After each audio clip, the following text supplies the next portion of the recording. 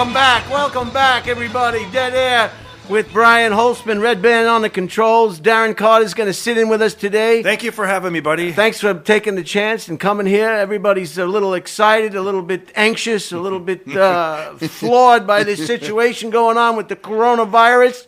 If you're watching this on YouTube, I feel really underdressed because... Well, you're the people that people talk about, the people that don't care about other people.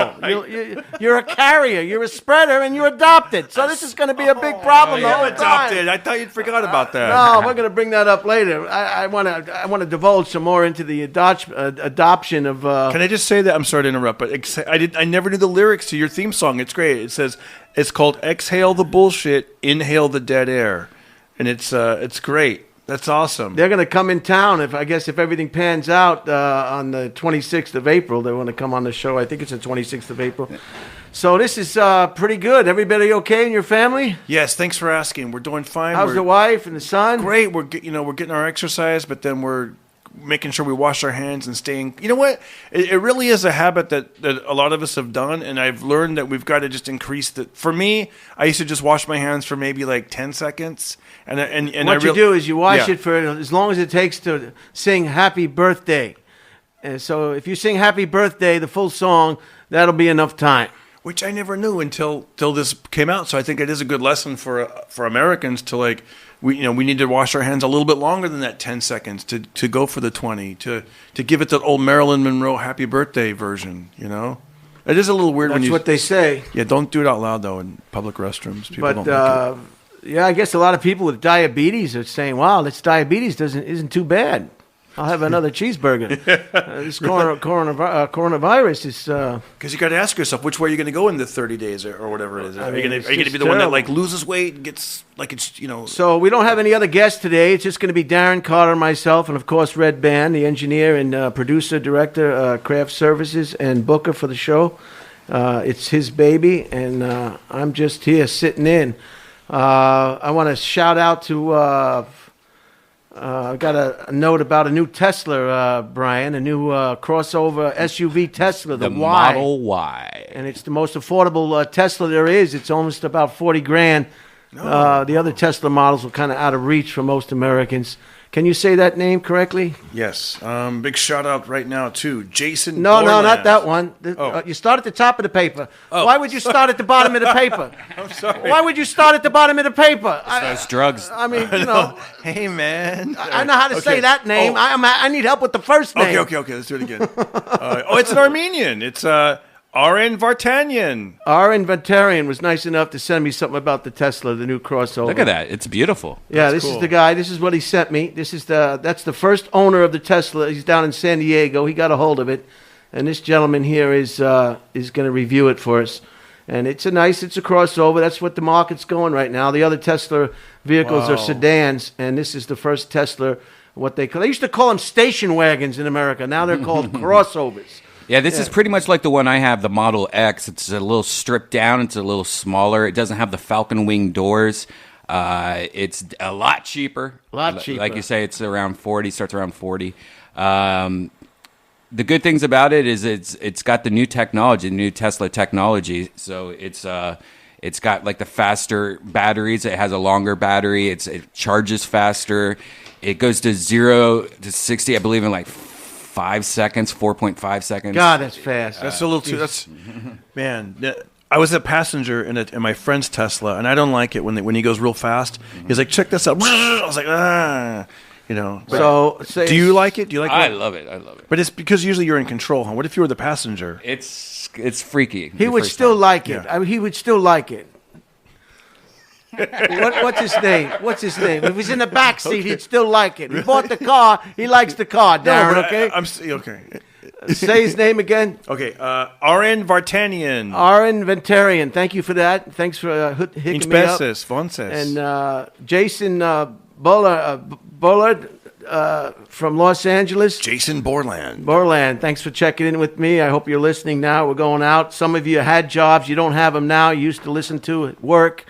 And we can do the items of interest today. We can relax and do the items of interest. We don't have to worry about a guest breathing down our throat and getting upset. And I want to leave. And how come you're not talking about me? How come it's not talking about me? It's not. Why isn't it about me? Why is you reading this? So we can just relax and have a good podcast today. The pressure is off. We don't have some prima donna, some actress or actor or somebody over there saying, why isn't this about me? Why isn't this about me? Because it's not about you, you know? But so we're very excited for that. I know Redban is. And I went to the drive-thru today, Burger King, to get my unsweetened iced tea, and it's sweetened. So this is the problem with drive-thru. I never go to drive-thru, but now you can't go anywhere but through the drive-thru. But the 9 out of 10 times they will fuck up your order in the drive-thru. And then you're halfway down the street and you don't want to go back. You get a couple sips, you're like, oh, this is sweetened. I want an unsweetened. Yeah, but why do you park? I'm the same way. I usually park and I like to get a little bit of extra steps, get a little bit of exercise, go in. I don't like being in the drive-through, forced to do a drive-through. I don't go for the drive-through. What? Was there a long line at the drive-through this time? Not particularly. Everybody's staying in. Everybody's staying in.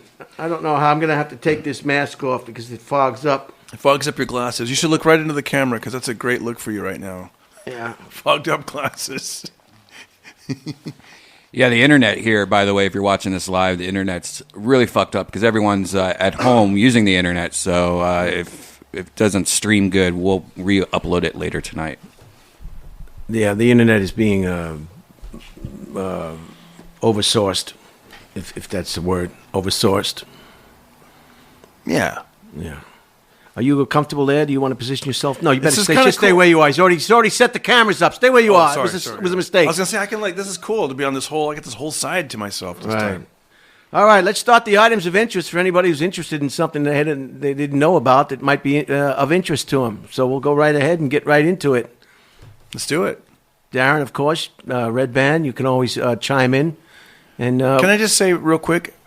Thank you for doing my podcast. I'm leaving it up. I haven't put up a new one because yours is doing so well, and it was nice to talk to you one-on-one. I was in a terrible mood that evening.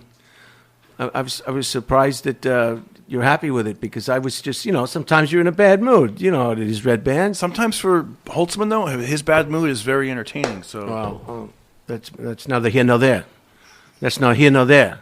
What do you mean? Is it there or is it here? It's here nor there. All right, let's go to the first one. A customer left a hefty tip for staff at his local watering hole in Ohio this week, just hours before the state's governors ordered all bars and restaurants to shut down amid the coronavirus pandemic. Knowing employees at the Coach's Bar and Grill in Columbus would struggle in the weeks ahead, the unnamed customer tipped $2,500 on a $30 check. Please split this tab equally, he wrote. For someone to care enough about people that giving him a beer and a hamburger once in a while, that means a lot. For someone, I guess we're starting off right on the right foot, not knowing how to read. It says, for someone to care enough about people that give him a beer and a hamburger once in a while, that means a lot. It didn't make sense, did it? No. Said owner Benny Leonard. It's humanity at its best. That's cool that the waiter told everybody. He wasn't just like, well, you have to turn in your tips at the end of the night. So right. He wasn't like, they're like, hey Bob, why is your apron sticking way out? Because I got $2,500 cash. It's like, yeah. What's crazy is that I used to hang out this bar all the time. Coach's Bar and Grill in Columbus, Ohio. Wow. It's on Bethel Road. That's awesome. Shout out. Shout out. Right. It used to be one of my old. There's the tip right here too. Wow. I guess it's. And this is a shout out from. There it is, 2,500 U.S. Way to go. So there are generous people out there. Oh, he actually named names. Please split it equally between Tara, Nikki, Jim, Liz, and Aaron. The tip is. He must know their names. He must be a regular, huh? Wow, that's really. It looks like he was drunk, and at first he put $25,000, and he was like, "I better write this out better." Yeah. Jeez. Yeah. I had a drunk guy one time. Oh, back in the Bay Area when we used to do comedy in the Bay Area. Did you ever do Emerson's Bar and Grill in Palo Alto? Perhaps. I was on stage, and at that time I had a Yugo, and there was a you know more about the world than I do. There was a war between Croatia, Yugoslavia, I think. I'm not sure, but this rich guy owned a BMW dealership, and he was drunk. Let me tell you the story. And he goes, wait, hold on, this is good.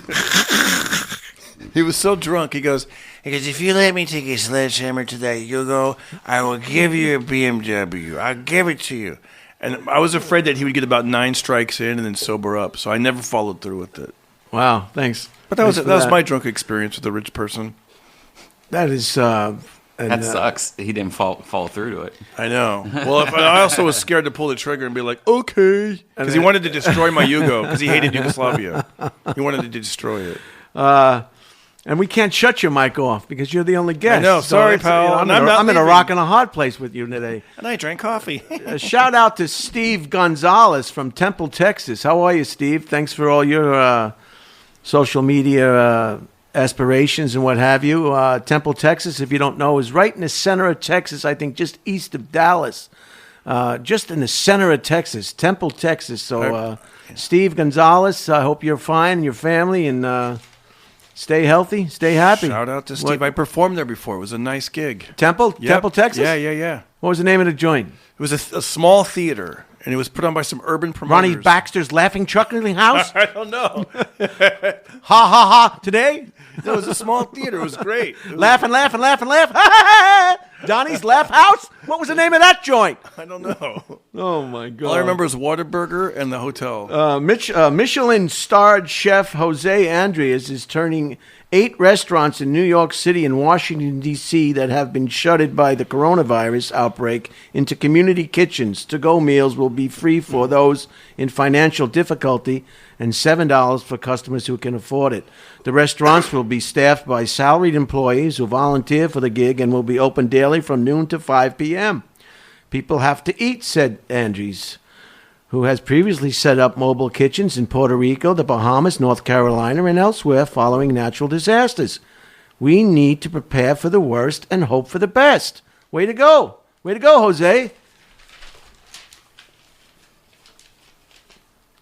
Nevada's legalized sex workers say that, so far at least, the pandemic has been good for business. Roxanne Price, 25, theorized that coronavirus fear is reminding people that life is short and causing those with sexual goals to visit sex workers like me sooner than later. So good. Let's shout out for legalized prostitution. I wonder if she's just saying that to drum up business. Oh, you think people are going to stop having sex? No, I think they might stop during this time. Don't you think? Oh, come on. Oh, you're right. People Sex trumps everything. That's why there's so many people walking around. Yeah, my buddies works at a strip club, and they were supposed to close down, but they don't have a liquor license, so they were like, you know what, we're going to stay open, fly off the radar, and the police raided the strip club. Oh, wow. And he said it was packed. People didn't give a shit. And they had all the they had all the strippers wearing the masks. Oh, that's even harder, right? Hey, you know what they have? Like I saw in Vegas, they had like a drive-through peep show type thing. Did you see that? You could drive through and like look through and like see a naked woman. I didn't see that. Where was that? It's in Las Vegas. Oh, wow. I don't know. My friend suggested we do that as comedians. An Oregon police department is asking the public not to dial 911 just because they run out of toilet paper. In a post on its Facebook page, the Newport PD warned citizens that we cannot bring you toilet paper and reminded them that history offers many other options for you in your time of need. Among the historical examples cited, the ancient Mayans, who used corn cobs and seamen of yore. Seamen? Sailors. Sailors of yore. I don't know what yore is. Y-O-R-E. Of yesteryear. Of yesteryear. Who used old rope and anchor lines soaked in salt water. Wow. Let's get down to the marina. You know anybody with a boat? Let's go. Let's go. You always wondered why this anchor tattoo was on my arm. Plow me down. Well, wipe me down. Lick it clean. Loggers. Oh, Popeye. why? Too much fiber in your spinach. Loggers whose odds of contracting the coronavirus is the lowest of any of hundreds of professions analyzed. Wait, I'm sorry, say that part again. Loggers, people who take down trees, are the lowest of any of hundreds of professionals analyzed by the New York Times. Maybe because they're not near anybody. The nation's, well, that's the reason, Darren. That would be the reason. The nation's 4,680 tree fallers enjoy a much well-ventilated personal space on the job than they are and at a lower risk of infection than even our 11,620 painters, sculptors, and illustrators. So, we had a guy who perished though cutting down. He was trimming one of those palm trees, and he got it dangerous. He got up inside it, and somehow he suffocated. Really? You know, the fronds, they call them the fronds. Yeah. Somehow he was very experienced. He was in the business for 30 years or so. He suffocated? He suffocated inside the fronds. Wow. Out here in Los Angeles. It's a sunny day here with a little cloud cover, but there's no rain in Burbank. About 67 degrees Fahrenheit. That would be about 35 degrees Celsius, if I'm not mistaken, but I probably am. 2015, that was. There's the news article. There he is. Palm tree worker suffocated by palm frogs. Poor fella. Yeah. I mean, you just can't live too long without air. And that's what's one of the things with the coronavirus. I wonder what happened to him in there. Like, you just go inside there and then you just suffocate? That's so weird. Weird. Well, look at it. If it blocks the air, it blocks the air. I mean, it's very dense foliage. And it came down on him, and they couldn't get him in time, and he perished. But this is what this ventilator system is about. It's breathing for you. Your lungs are filling up with fluid, and you can't breathe. It's the feeling of being drowned. And the ventilator is breathing for you. So that's what people are facing when they get on that ventilator for ammonia, usually for ammonia. Yeah, Tesla changed their thing to make ventilators. He made 1,200 ventilators. Yep, they're all pitching in. A lot of companies are changing their work habits to pitch in with some of the needed equipment. And the sex equipment. workers thought they were doing blow jobs. You can use that. Thanks. I'm going to write it down. You can use it when there's a crowd again. A ventilator. This is a story about the TikTok. This new. You on TikTok? My first TikTok I did, it got like 3 million views. Oh my God! This guy This guy can't. I just got on Vamo. What is it? Vamo? Venmo? A ventilator. No, Venmo. Venmo. We're gonna try that afterwards. I'm gonna send you $1. You send me $1 and see if it works. Yeah. 3 million views. This guy. But then the second one got like 20,000, and then it just went downhill from there. Like I think it was just one of those weird, like, oh, he signed up. Oh, he posted something. It's almost like a trap. I think when there's a theory that people, when you sign up on TikTok, you get all these fake views just to get you into it. Like, oh, it's a Chinese company too, right? Yeah. TikTok. This is a story about TikTok. It says the people running it, whose contributions to TikTok, the Chinese video sharing app, after he platforms moderators were told to filter out videos by ugly people and those whose homes had old and disreputable decorations.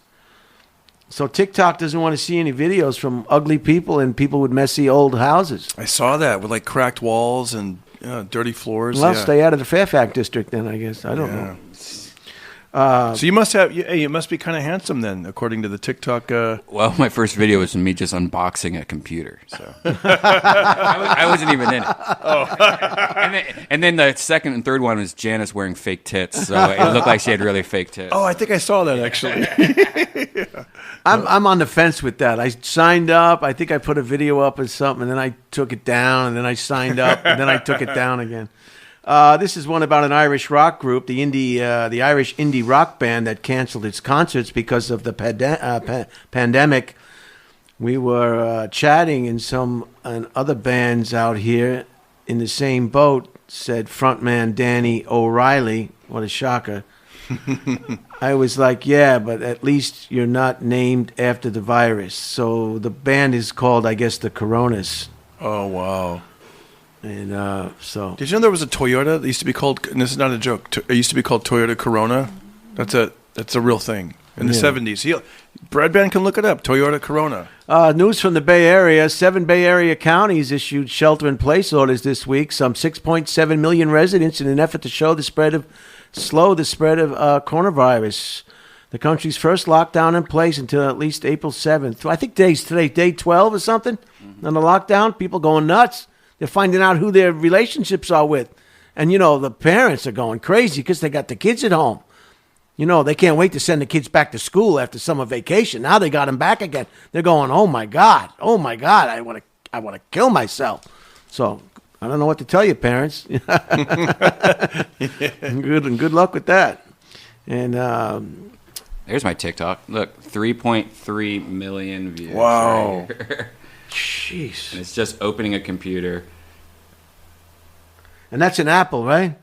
Yeah, yep. Oh, here's one. Here's one with Ryan, give me attention.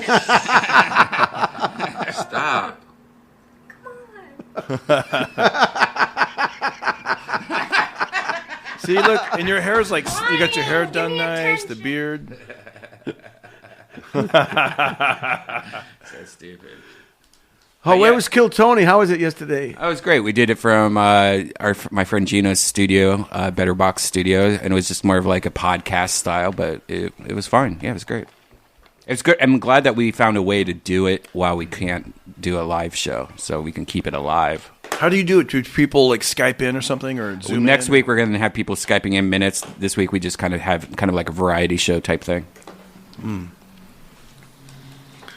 Do you prefer Zoom or Skype, or what do you prefer? I've only used Skype. I've never used Zoom. Because I see all these places where you're like, Zoom in. We're going to do fitness with my clients on Zoom. A lot of these items of interest today will have to do with the predicament we're in now with the coronavirus. Just as a heads up, this one is no different. April 7th came after more than 290 people in the region tested positive. This is up in the Bay Area. Residents must stay home as much as possible, but can run essential errands such as picking up prescriptions, getting gas, buying food, and checking on relatives. Outdoor exercise is allowed. The order carries the weight of law, but San Francisco Mayor London Breed said the city is relying on voluntary compliance and said that people can still continue to shit in the streets at any time. It doesn't want people to feel like prisoners in their homes. Additional California counties joined by the Bay Area later in the week. New York City Mayor Bill Blasio warned that a lockdown for its 8.6 million constituents could be coming very soon. New York's governor has resisted the move, saying only the state has the power to impose such an order. It's my job. No, it's my job. No, it's my job. No, it's my job. An Amazon seller donated a stockpile of 17,700 bottles of hand sanitizer this week after a New York Times article made him the face of coronavirus profiteering. Matt Colvin began hoarding sanitizers after the first U.S. coronavirus death was reported March 1st. He and his brother Noah drove a U-Haul truck 1,300 miles across Tennessee and Kentucky, emptying shelves and antibiotics. Antibiotics?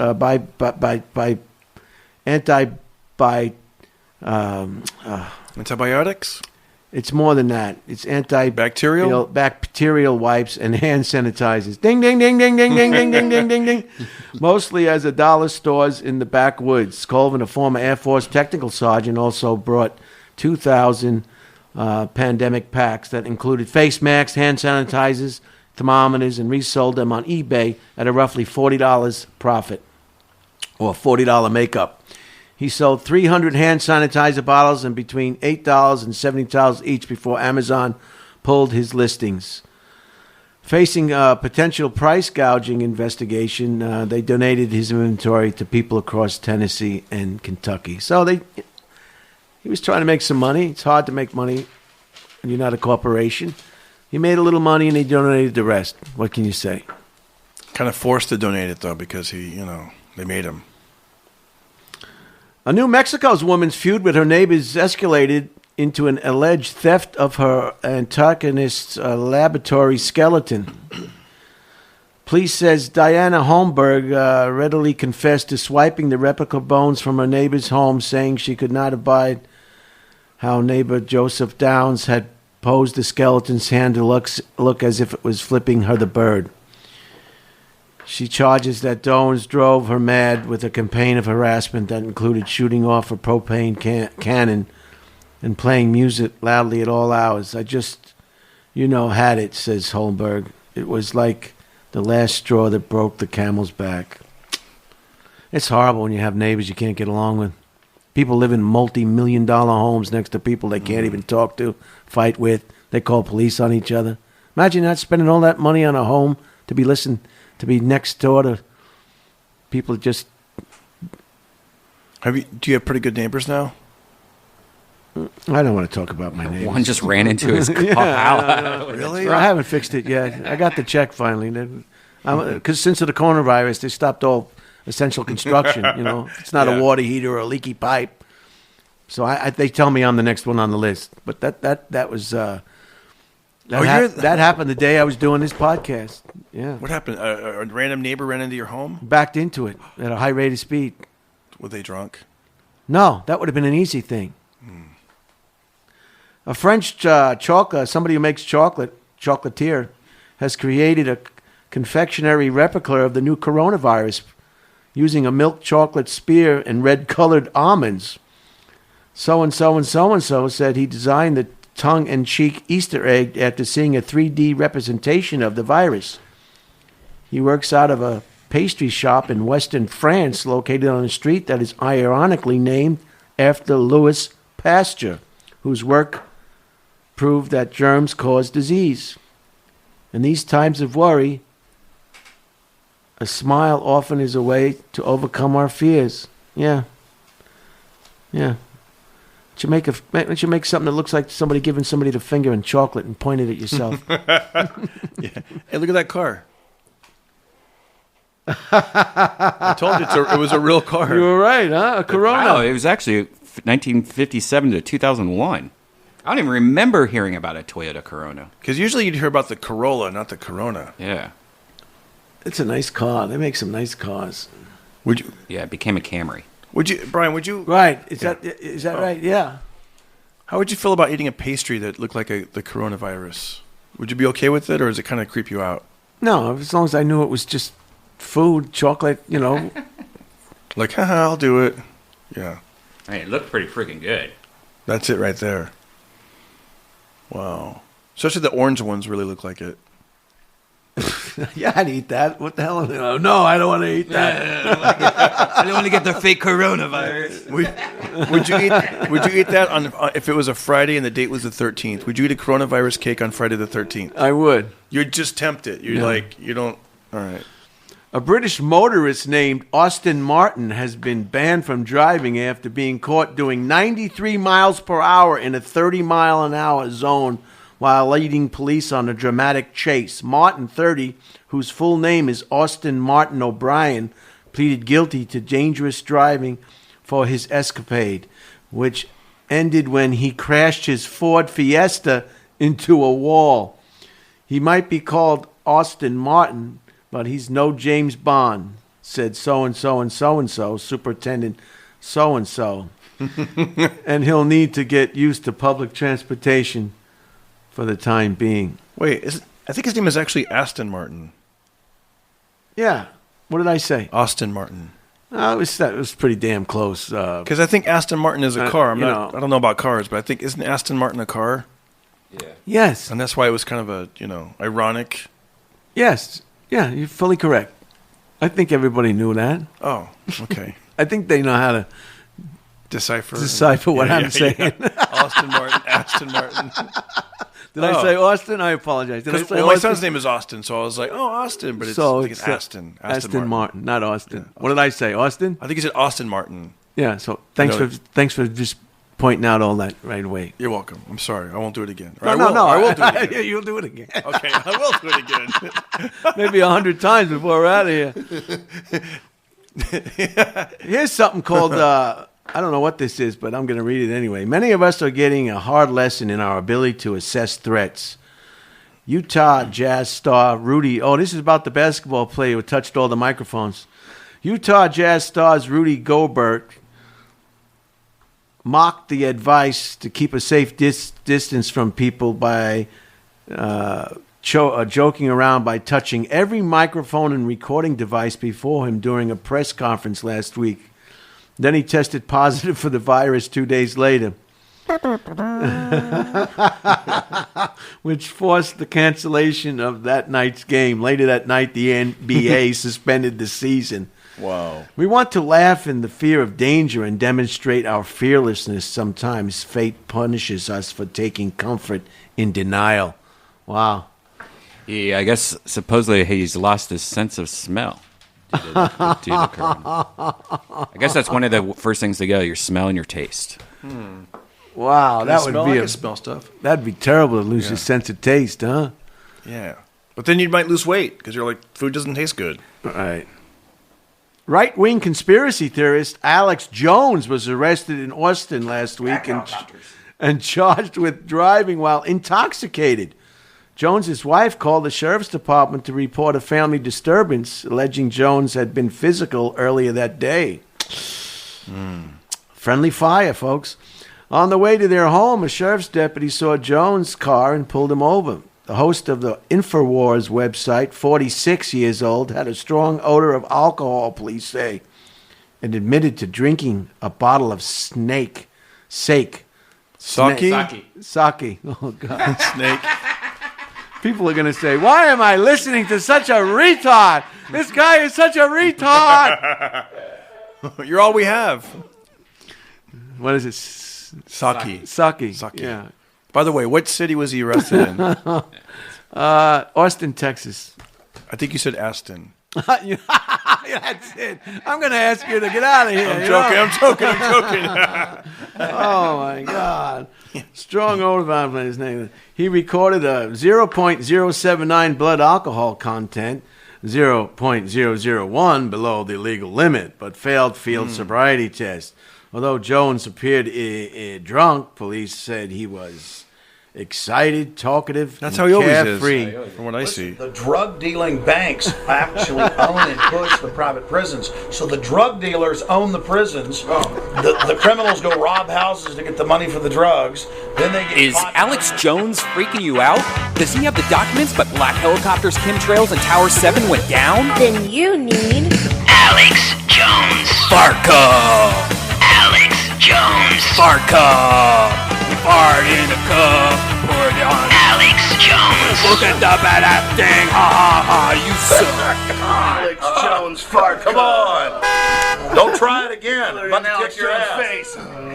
No, I think what happened to him is he was doing real well until he started talking about Sandy Hook, I guess. Alex Jones, the globalist. That was his He's a really nice guy, man. Like he smokes weed, he drinks. He's just a normal guy, but he stresses. He's always stressed out. That even when he's off the mic, he's stressing all the time. So He's super He's entertaining. like a boxer. You know that breed of dog with the Yeah. boxer? They Yeah. always got that concerned look on their face like, what's something's not right. They can't relax. They're always looking around and looking, Yeah, he's you think he'll be back? oh yeah. The guy from the television is back who was in the Winnebago with Trump talking about grabbing the pussy. Billy Bush. Billy Bush is back. Oh, he is? They suspended him for 5 years for just not, I guess, I don't know. He didn't say anything wrong, but I feel bad for Billy Bush. He's just a. yeah, he's back. He's back. There's a movie here called Dr. Strangelove. Anybody who hasn't seen it should see it. It's a great black comedy. Crackpots, Men, the War Room, and Stanley Kubrick's brilliant satire of Cold War nuclear brinkmanship with Peter Sellers, George C. Scott, and Slim Pickens, 1964. So if you're at home and you need something that you hadn't seen before, Dr. Strangelove is a good movie. You'll laugh your head off. I think you'll like it. I know I did. Here's a Corona's related, another Corona's related item of interest. Scientists in China believe they have identified 2 unique strains of the new coronavirus, a discovery that, if confirmed, could mean new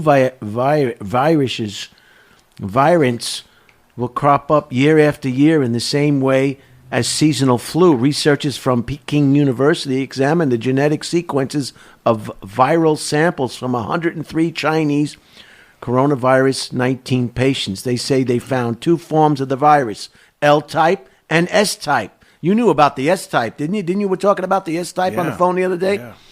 Yeah. The L-type was more prevalent among those who had the disease early in the outbreak. The S-type, the one that you talked about, the S-type was more common in later samples. Continuity, it appeared that there should be a rule on how many letters a word can have. You know, if you can't spell it in maybe 6 to 8 letters, then you need to make another word. I mean, this is a word here that's got 1, 2, 3, 4, 5, 6, 7, 8, 9, 10, 11, 12, 13, 14, 15, 16, 17, 18 letters, at least half a dozen I's.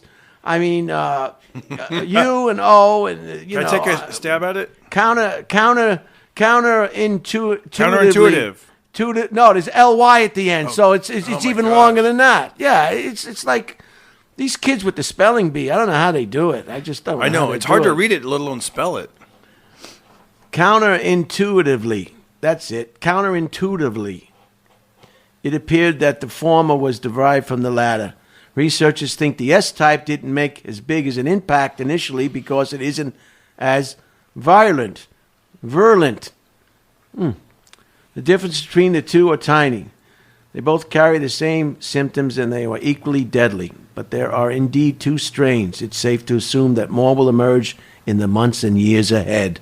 God, it's like this is just part of living on the earth. This is part of being an earthling.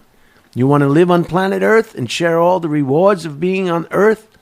Sometimes these things happen. What's the alternative? People are freaking out for really no reason. Stay safe. Do what you need to be safe. But it's part of being on the earth. It's part of being on the planet, which in fact nobody really knows why we're even here or what this planet is to begin with, you know? Darren, do you want to say anything about that, or you just want to say when I make a mistake when I read? That's the only time you want to comment on the podcast. No, it's really interesting. I've never thought of this before. The way you said it, I was just looking at you. It's part of being an earthling, just like a Star Trek episode. It's like a Star Trek. It's like a bad movie. This whole thing, it's a movie in front of your eyes, and you're present now. You know, everybody's inside, and they're going nuts because they just don't know how to be. Just be. Get inside yourself. Touch something you haven't touched in a while. You're an earthling. Act like it. When you're saying that, it's weird. I'm just really taking this all in. Like, wow, you know, I was looking at you like you're an earthling, even though I'm. We're earthlings, just like a Star Trek episode. The whole thing, right, Redban? We're earthlings. Yeah. We're running around on the planet just like this will pass. Things will get back to normal. Hopefully, nobody you know or yourself will get sick. Are you taking more vitamins? I know I don't take vitamins. Most of those vitamins, the pills, aren't what they say there's in them. It's like anything else. You can't trust nothing. You could read the label all day long. It says it's not good. It's got this. They examined those contents of those vitamin bottles, and they found out they had little or no fucking effect on anything, and less fact than what they said were on the damn vitamins. Your body's sophisticated enough. It doesn't need vitamins. That's how I feel. You're like a West Coast Alex Jones. I like that. I never knew that. We can cut this podcast short. No, I'm taking vitamins, Brian. It's all I have, okay? I got my vitamins and my push-ups and my Let's water. finish this boring article from Peking University, can we? But there are indeed 2 strains. It's safe to assume that they will emerge in the months and the years ahead. That's how seasonal flu works. New variants crop up as various mutate to overcome people's immune systems. Some scientists have questioned the finding, noting that the study is based on a small sample and that such mutations don't make the virus behave differently. But others say the researchers show that the coronavirus will be with us for years to come. So-and-so and so-and-so from so-and-so and so-and-so tells so-and-so, I don't see it going anywhere anytime soon. Well, hopefully they're wrong. Hopefully it goes away just like Ebola, just like the SARS, just like the bird flu. We just hope it just goes, just like the miniseries about, the worst miniseries you ever saw. It's going to be over, just like the helpful Honda people. That campaign, the worst campaign I've ever heard in my whole life. The Honda helpful people. I can't wait till that campaign goes away. Why? Just sell us. Are we buying a car? Or are we giving violins to the school that's out of violin money? I don't give a shit about the violins at the school. I want to buy a car for my family. Tell me about the fucking car. The Honda helpful people. Oh, fuck yourself. Fuck yourself. Yeah, I'm an Earthling. Fuck you, Oh, Honda. we're the Honda helpful people. Oh, I don't care. Oh, man, I hate that campaign. I can't wait till that goes away. There's people that make a lot of money making this shit up, sitting in big houses, making shitty commercials. And did you see the new commercial for the Liberty Insurance? They got a bird or some kind of ostrich. They all want to get some kind of ostrich or bird. They got the duck, they got the gecko. Now they got an ostrich. Oh, my gosh. Rick. An ostrich. That's a terrible one. Ostrich is bad. I won't buy insurance from a company that's treating me like I'm at Disneyland, Cartoon Land, or because some what do shit. ostriches do when there's a problem? They put their head in the sand. You don't want your insurance company To put your head in the sand. This is one from, if you've never been to Laughlin, Nevada, it's really pretty cool. I've been there, and it's right on the Colorado River, which is beautiful. They have a boat ride.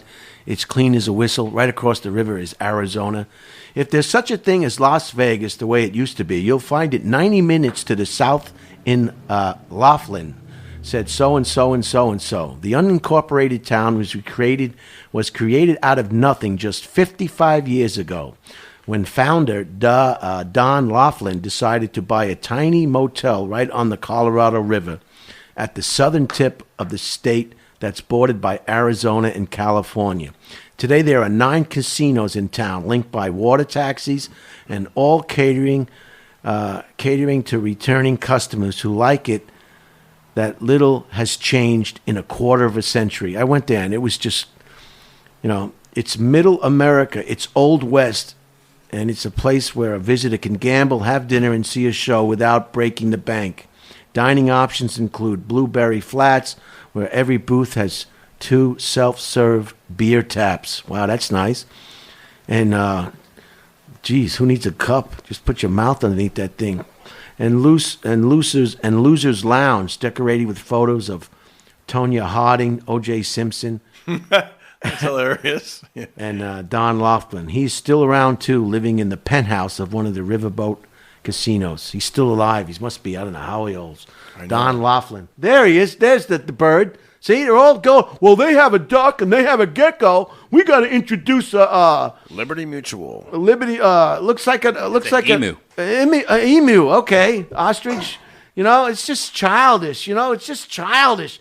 They treat Americans like just dumb people. Look at this. And it's an insurance company, and look how bad they're driving. Like they're speeding. They're like trying to like touch hands or something. Oh yeah, he's handing his business card off. Look at him. He's got That's a Duster. That's an old Duster. School car, huh? Oh my God, honey, we got to pay the ostrich or the emu. So Laughlin, Nevada is a pretty good deal if you hadn't been there. It's pretty nice. It's an alternative to Las Vegas and Reno and Tahoe, I guess. You been to Laughlin? You did any shows in Laughlin? I have.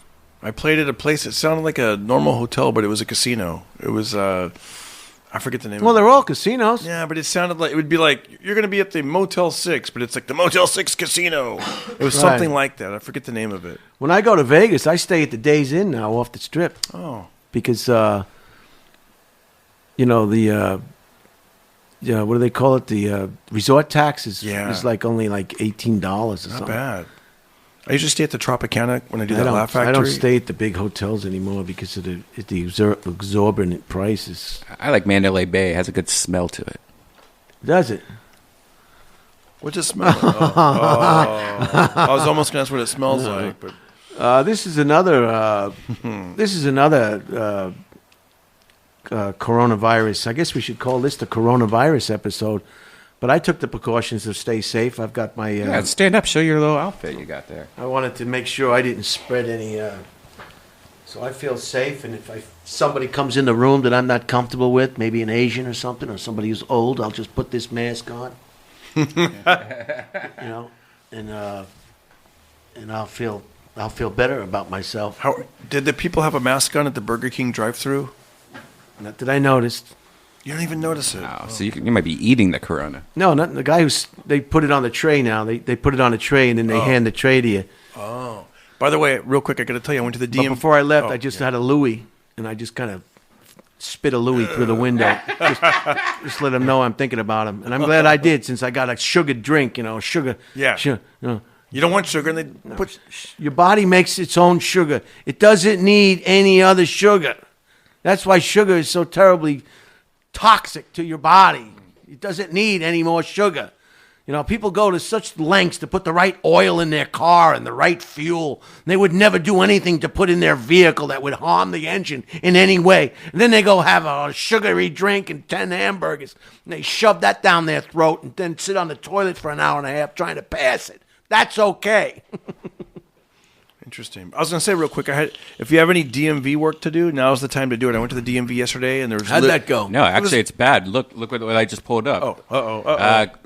They're just DMV workers are just walking out of the office because they don't have any hand sanitizer, they don't have any masks. They're saying the government doesn't care for them at all. Well, I went yesterday, and there was plenty of government's treating them like they treat us. Well, when I went in there, everybody had a mask on. There was only like 10 people, like citizens in there. There was more security, I felt, than there was citizens, and they're like, go all the way down, like you're not close to anybody. And then they have like a pointer, like the guy's a weatherman. He's like, sir, you want to use computer number 4?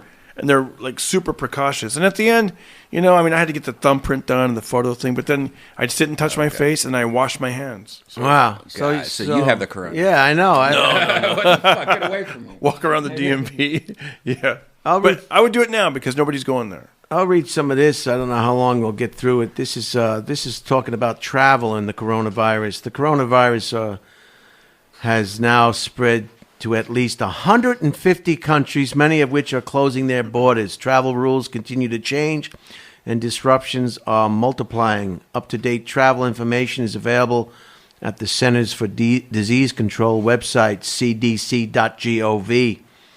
That's cdc.gov if you're interested in finding out the latest information. On March 15th, the U.S. State Department issued a global Level 3 health advisory, which means travelers should reconsider plans to travel anywhere abroad.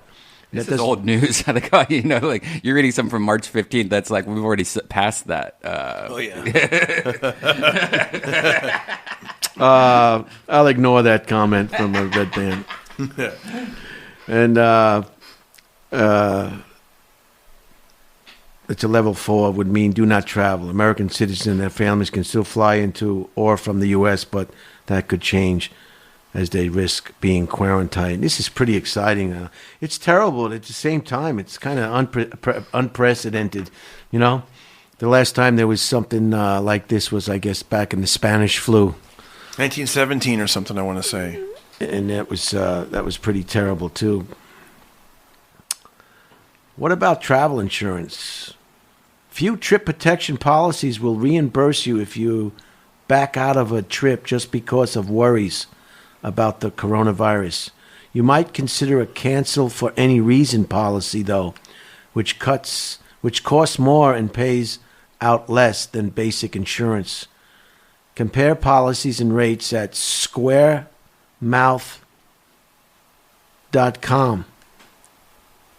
and travelinsurance.com. You're probably not, especially if your trip is non-essential.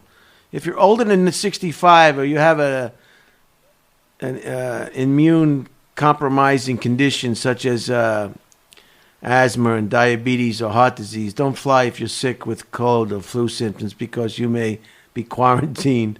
And remember that you will be putting others at risk by traveling.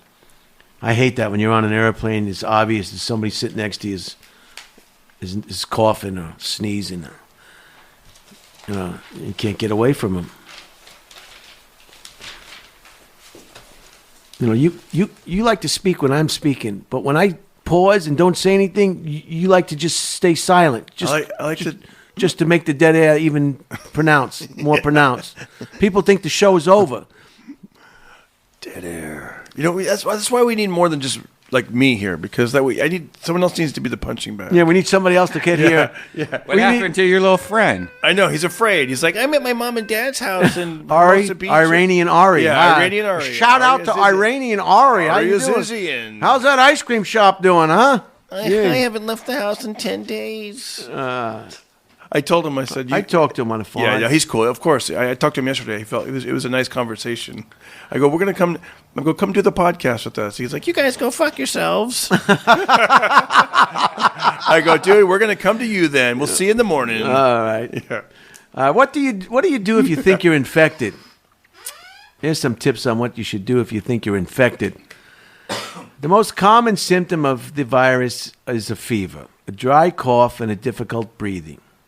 Though some patients also experience diarrhea, nausea, and vomiting. Do not assume you are virus-free and non-contagious if you haven't yet shown symptoms. But for now, you have to just figure you don't have it. The only thing you can go by is symptoms, right, Redban? Yep. So nobody has nothing until you feel something, all right? Yeah. It's not a hand job unless you feel the hand. That'd be a good country song. If there's any country songwriters out there. I'll give you a hand job. Well, I don't feel anything. All right, let's get back to basics here. All right. If you have not shown symptoms, for now, seek testing. I'm not going to get tested. Who's getting tested? You see him driving up getting tested. Don't get tested. I heard that they have to put this Q-tip up your nose. It's like some people just can't wait to get on a line. If they see a line, they just have to get on it. It's a magnet. And it's women, I think. Women are really freaking out. Middle-aged white women are just that's what I'm buying saying. All the toilet paper, screwing up the whole thing. I got this coffee right up the street. And, of course, you go and you place your order, then people kind of stand outside and, at a safe distance. And this lady looked at me like she was so scared. Like, every time I took just even like a half an inch step towards her, she would be like, oh. She looked like a scared cat. I felt bad for the lady, God. That's why when you said the thing about sex workers, I'm like, I don't know who's... They can't even talk to you, An invading army, all they would have to do is, like, threaten to take people's toilet paper away. And they could take over this whole country in, like, an hour and a half. Say, it's just toilet paper. I don't get it. I don't. They wash their cars. They wash greasy, road dirt and greasy stuff and gutters, and they do dirty jobs 3 or 4 times a week, and they're afraid to touch their ass. They're afraid to wipe their own ass. People are walking up to strange dogs. Is there a delay or something with you? You act like you're some kind of nut today. Yeah. No, I'm taking all your words in. I'm taking your words in. Right. This is good. I like it. This isn't, you're right, though. It's interesting. Rather than having a conversation, I'm listening to you like you're some intelligent professor. It's I like it.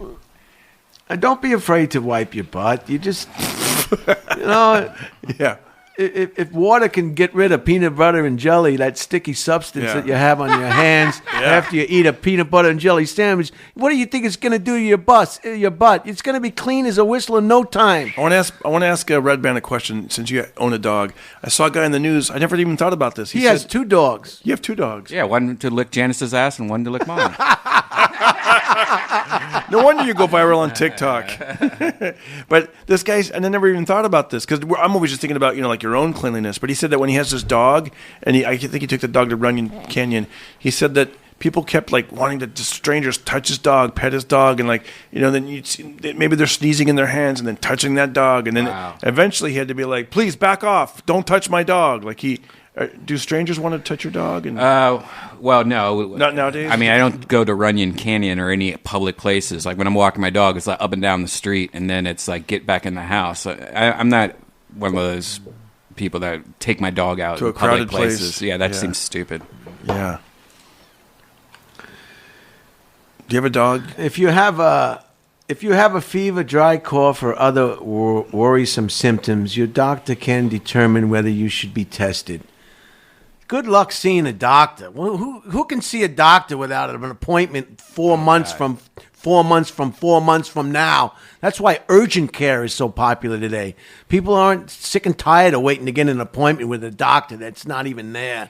You know what's ridiculous too? I think this is more of a Los Angeles thing too, because in Columbus, when I wanted to see my doctor, they're like, "Oh, come in later today or come in tomorrow." Here, it's like, "I want to see a doctor. Come in next week," and I'm like, "That's not going to help me out." So I have to go to urgent care. I don't even have a doctor out here because of this reason. Yeah. I just go to urgent care every time. I went to a doctor the last time I got a physical, and I didn't even get the results from the doctor. The ladies in the girls in the office, it was just, it's so impersonal. It's just like, why am I even going to this guy? You could give me a better examination. Dude, sometimes you can go through the drive-thru at Burger King. Maybe we could take a shower after the show. Call Ari. Call Ari the Iranian. Worsom's your doctor, and whether you should be tested. Test kits are currently hard to come by. What a shocker in many areas. But you can expect a test in which a swab is inserted in one nostril, I'm telling you, which results after a wait of a few days. If you are told to visit a doctor's office, nobody's calling anybody to visit any doctor's office. This is like such fantasy, If you are told to visit a doctor's office or ER, call ahead, let them know you're coming so they can take the precautions, wear protective gear like I did today on this podcast. Yep. Contain your cough. Don't bother with the mask if you're not sick because there's a nationwide shortage and healthcare workers need them. Most people who contract the virus will recover without intervention. Can we say that again? Most people who contract the virus will recover without intervention. So if you're not considered high risk and you don't require urgent medical attention, just stay home, self-isolate for at least 2 weeks, avoiding even the people you live with. I don't know about that. If I don't got it, the person in my house ain't going to have it. Yeah. What a bunch of idiots. How are you going to pass people in the hallway of your house? I'm coming out. I have to go to the bathroom. I want to get a sandwich. Can you stay in place? I'm coming out. Yeah. Please. Swab down the refrigerator door handle. Avoiding even the people you live with. Stay in your own bedroom and ideally your own bathroom. Wash your hands often. Only grab food when no one else is in the kitchen. And disinfect any surfaces you touch. Yeah, right. Right. Drink lots of water. You're supposed to drink lots of water all the time. Virus or no virus. No. Your body's 99% water. Water. Sleep as much as possible. Here is another water. Here is another water. Measured water. I hope everybody saw that movie, the Woody Allen movie, Sleeper. Did everybody get a chance to see that? I mentioned that. I didn't see that's a funny movie. Woody Allen, Sleeper. That's a funny movie. Remember he wanted to get his book published? Do you know about that? We talked about that last week. He found a publisher. Did he? The book's coming out. Good. That's good he did that. You can't censor books. Drink lots of water. Sleep as much as possible. Run a humidifier. And manage symptoms with over-the-counter cough suppressants and fever reducers, such as Tylenol. Your doctor can tell you when you're no longer contagious. Your doctor ain't telling you anything, doctor. It's a fantasy. We're almost done, and then we're going to get into some other things. Researchers at Johns Hopkins University are hoping to use the blood of patients who have recovered from the coronavirus to treat severe infections, they hope. Convalescent serum containing antibodies harvested from the recovered patient's blood might be used to slow or treat the disease. Doctors using similar transfusions during the Spanish flu epidemic of 1918 reported a 50% drops in deaths. So that last big epidemic we've had is 1918, and the one before that, I guess, was the potato famine. Potato famine. Irish potato famine. It happened? killed millions and millions. From eating potatoes? Yeah, I guess. Potato famine. Yeah, I never knew what that meant. I thought it meant they couldn't grow potatoes and they starved. Is that what that meant? I think that's what it it meant. was just a virus. I'm probably some wrong about sickness that. with the potatoes. Let's see what it says. Great Famine, Ireland. Was a period of mass starvation and disease in Ireland in 1845 to 1849, with most severely affected areas in the west and south of Ireland, where the Irish language was dominant. In this period was contemporary known as the Irish. Loosely translated to be hard times. Infected potato crops throughout Europe during the 1840s, also coming 100,000 deaths. It says during the famine, about 1 million people died, and 1 million more immigrated, got out of Ireland. So that was the big potato famine. Man, their population fell from 25%. They were dying like flies, Yeah. What's that say about landlords and tenants? Because a lot of people want to know about that. Like if they're going to freeze rents, they would like them to. Well, this is the potato famine right now we're talking about. What did they do back then? About their maybe they had rent control. I don't know, Darren. I think it says right there. They called them bloodsuckers and land sharks. Oh, I see what you're saying. Yeah. That's an item of interest. We're taking this one back 130 years.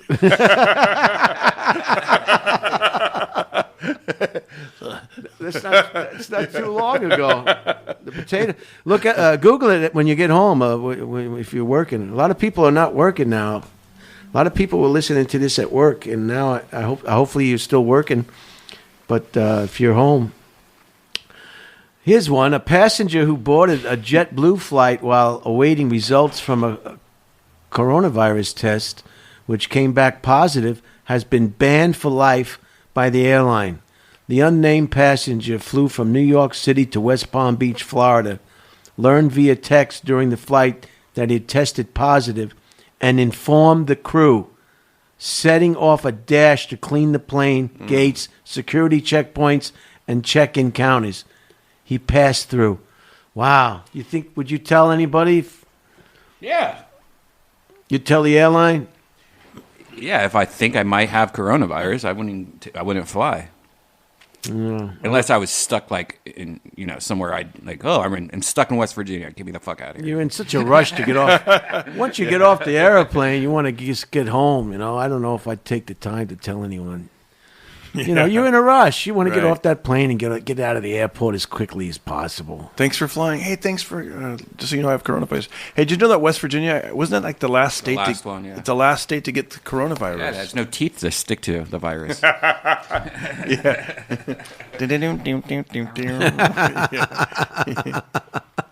We don't need no teeth. Gun and ammunition sales are surging in states hard hit by the new coronavirus. Major supplies are out of stock, and customers have been lining up outside gun shops. I saw them today again. Yeah, I thought they closed all the gun shops. They said today that gun shops need to be closed. Yeah, it was weird, right? They're still out there.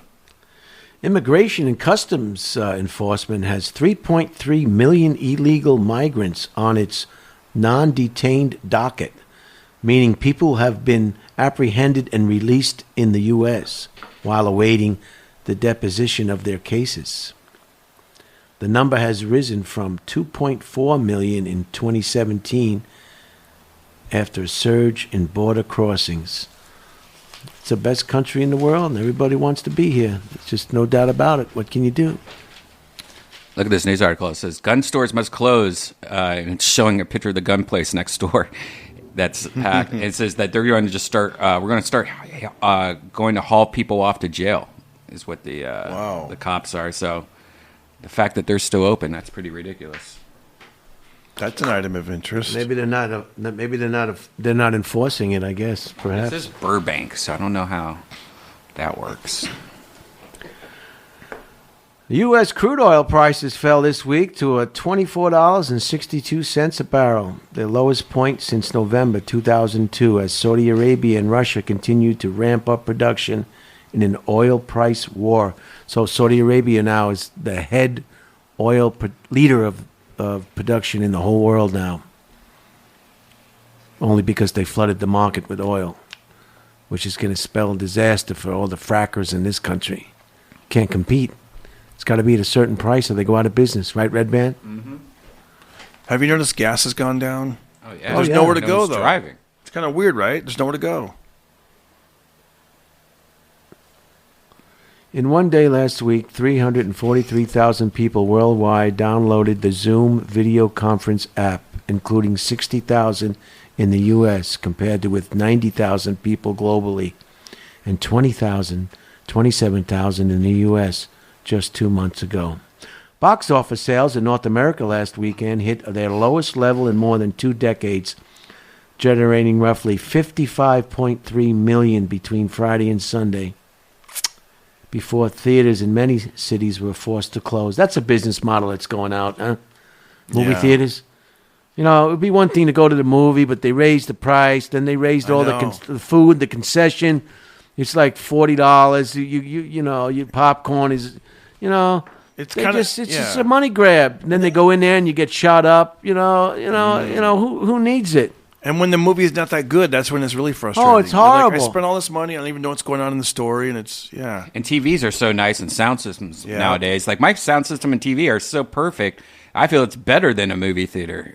So it's for sure. You know? It's like when you go to a football game, professional football game, and then you come home and you see it on TV with high definition, you're like, oh, this is way better than being at the stadium. If you're going to go, I was in Bangkok, and I went to the theater in there, and they give you, with the price of the ticket, they give you the popcorn and the drink. The lady comes and brings it to you. It's like a big bed. They give you a blanket like they used to do on the airplanes. Wow. Remember they used to give you the blanket in coach, and they give you a blanket, and it's really it's an experience. That might be an option, but just to sit in the it's a business model. It's on its way. If I was running that, I'd be looking for an exit strategy on that movie theater. And also, it's nowadays you're watching the movie theater. If it gets a little bit boring, you might just want to stare at your phone. Now you're out of the movie. You're not even into the movie experience because you're looking at your phone.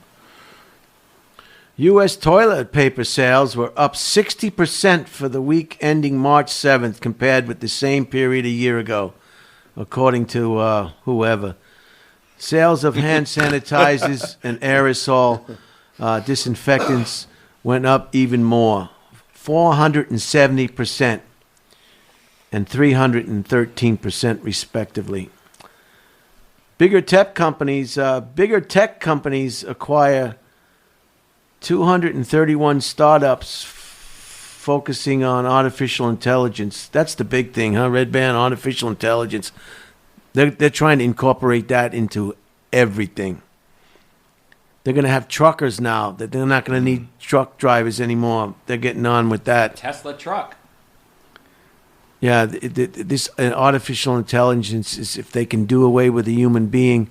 They say, well, that's expensive to put all the trucks. Yeah, but you don't have to pay somebody's health insurance. You don't have to pay that person their salary.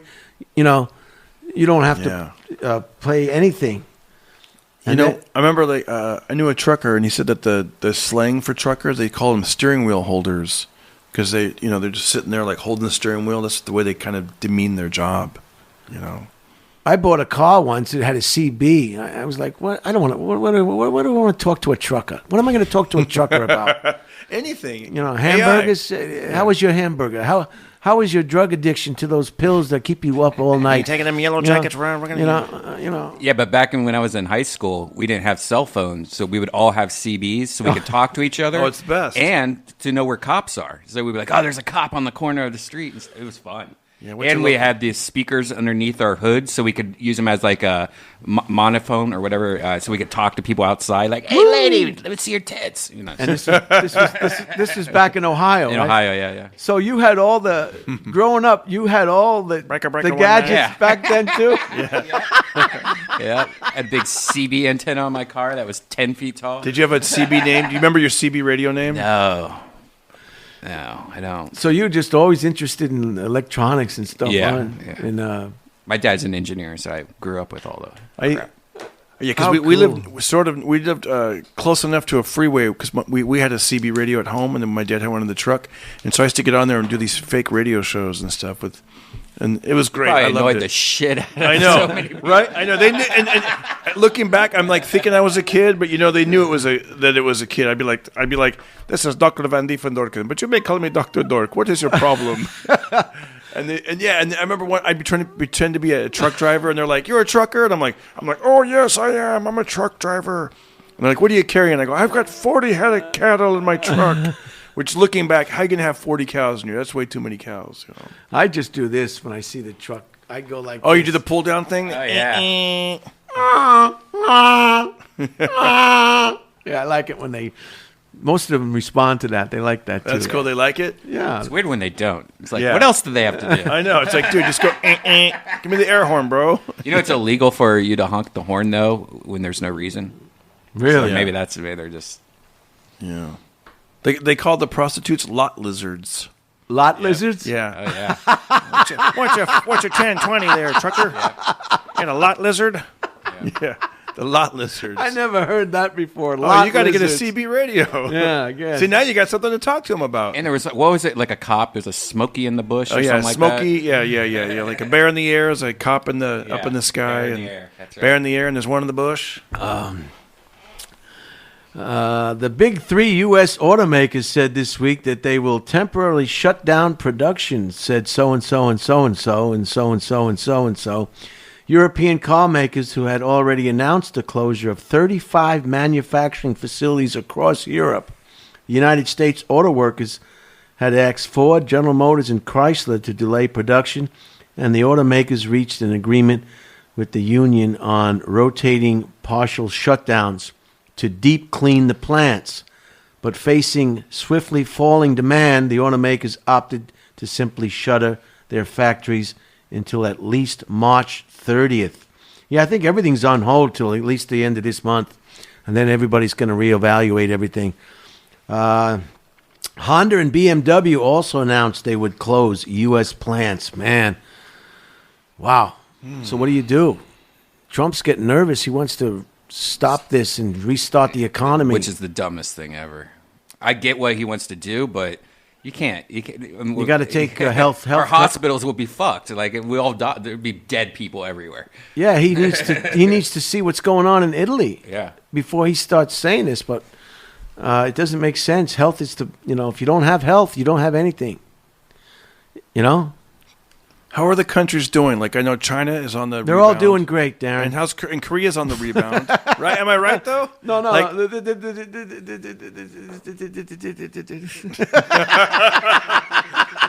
I want to say maybe some time is going by. Maybe in a week or two we'll feel better. I don't know. Well, China seems to be going good, but they could have a reoccurrence of this. They're starting to open up that dude, I just found out that bat-eating neighborhood. Yeah. Is it Wuhan. from the bats? Is that what it is? The bat soup or something? Is Dog that soup. God? Listen, man, Shih we're Tzu Earthlings, okay? I just found this out. We're And Earthlings. our friends up in Seattle, Boeing is in big trouble. Boeing shares tumbled in a 6-year low this week after rating downgrade from Standards & Poor's, said so-and-so and so-and-so. The rating agency lowered the plane's market maker's credit standing from A to triple B as Boeing falls deeper into debt because of the extended grounding of the 737 MAX and the coronavirus. S&P estimates Boeing's free cash flow for 2020 could go down to a negative $12 billion, noting that its debt doubled to $27.3 billion last year after the downgrade. Boeing's stock fell 22%, shaving points off the Dow. Well, that's what happens when you build an airplane. It kills people. Plus the coronavirus. That plane was flying around in America just like it was flying around in other parts of the world. Thank God nobody got, you as much as you guys travel and I travel, we could have been on one of those damn airplanes.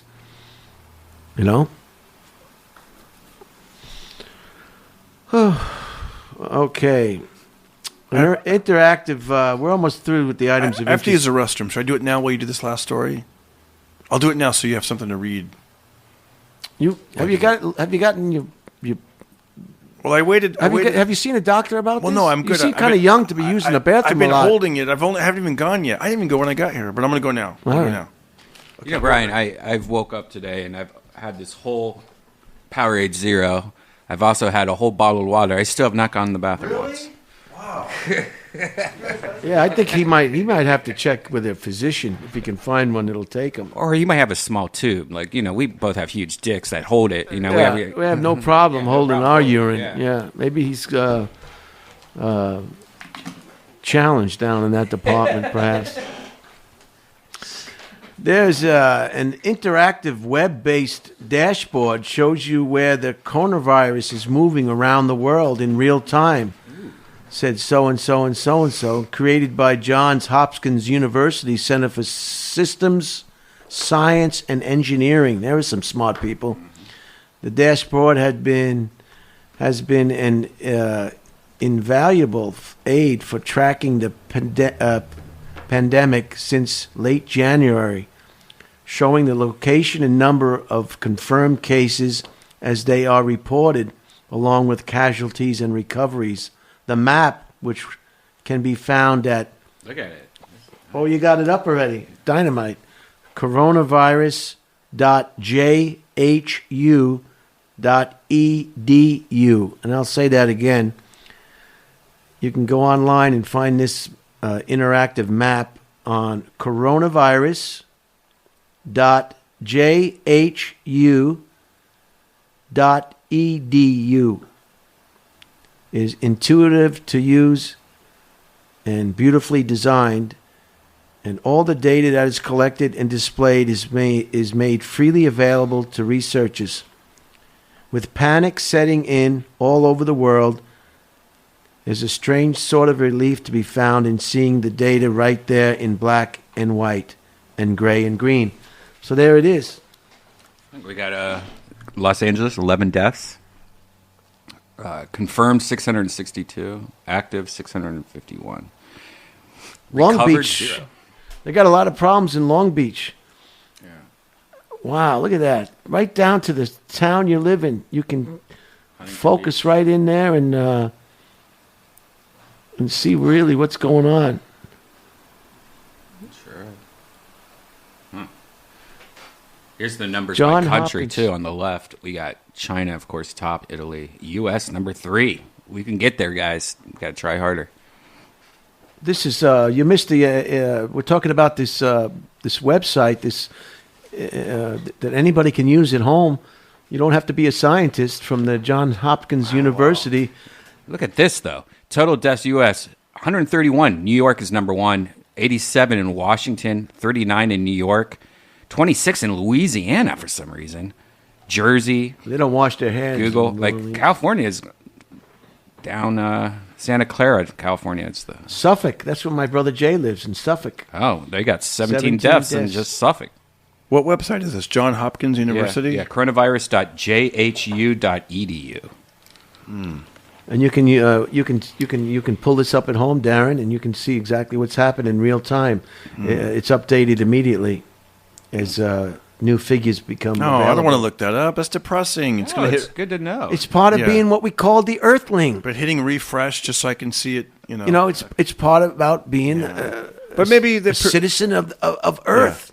Look how the right side of the U.S. is way Maybe worse. because they're all crammed in there together. Well, I'm also thinking maybe sunlight, I don't know. Maybe... It says it doesn't like sunlight. yeah, it doesn't like sunlight, so maybe... Neither do I. They say, Seriously, I really don't. if you have a problem with a skunk and you want that smell to go away, you're supposed to hang it in the sun. So I guess this is the same thing with the virus. It doesn't like the sun because it kills it, takes it away, it depowers it. Interesting. Perhaps. But, and also the red areas, the most concentrated population as well. East Coast, New York there. Northeast. Florida's got Miami. A lot of people in Miami. That's solid red. Of course, San Francisco, Los Angeles, and then, of course, up in Seattle. But Wyoming, look at Wyoming. No problem in Wyoming. Some of these outer reaches. Kansas. Mexico. Mexico's just getting it, I guess. They only got 367 cases, 4 deaths. Go to China. Let's see what's going on in China. China. Wow. Yeah. Smart people made this. This is a great tool. Total recovered. Let's focus on the positive. See No, the side on the right? It's all positive. No, don't be afraid of reality. Total recovered 73,280. That's great. Oh, yeah, over here. You know what I mean? Let's look at the positive. Well, most people will recover. Most people, if you don't have any, you have to remember a lot of the people that unfortunately perished had pre-existing conditions in their health. So it's harder to recover for something when you're already down in the count. Well, this is one for Redban. This one is for you. This is right up your alley. This is about Joe Biden's virtual town hall last week was a complete technical nightmare. Said so and so and so and so and so and so and so and so. Instead of a campaign rally, Biden's team tried to host a public Zoom call for supporters to join and ask questions, but it was plagued with technical problems from the beginning. When I first logged in, I was greeted with one Illinois senator adjusting the angle of her webcam and another showing off an adorable but screaming baby in an oddly intimate video call before the former vice president even appeared on the screen. When he finally did, his staff had to restart his entire speech because there was no audio. Oh, my God. Yeah. This technical stuff is just, you got to just do it just right. You just can't plug stuff in and you think it's going to work. You have to know what you're plugging in, Darren. Yeah.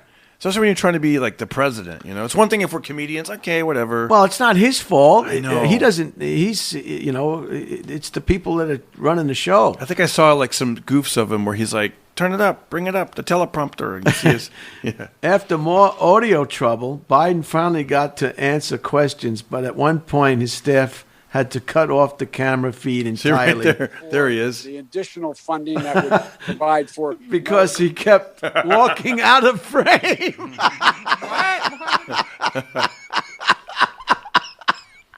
Someone forgot to tell him, you can't move. You've got to stay right here, or else you're going to be out of frame.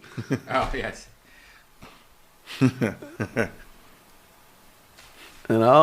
See? You can't move. Oh, look at this. He's like, where the fuck is he?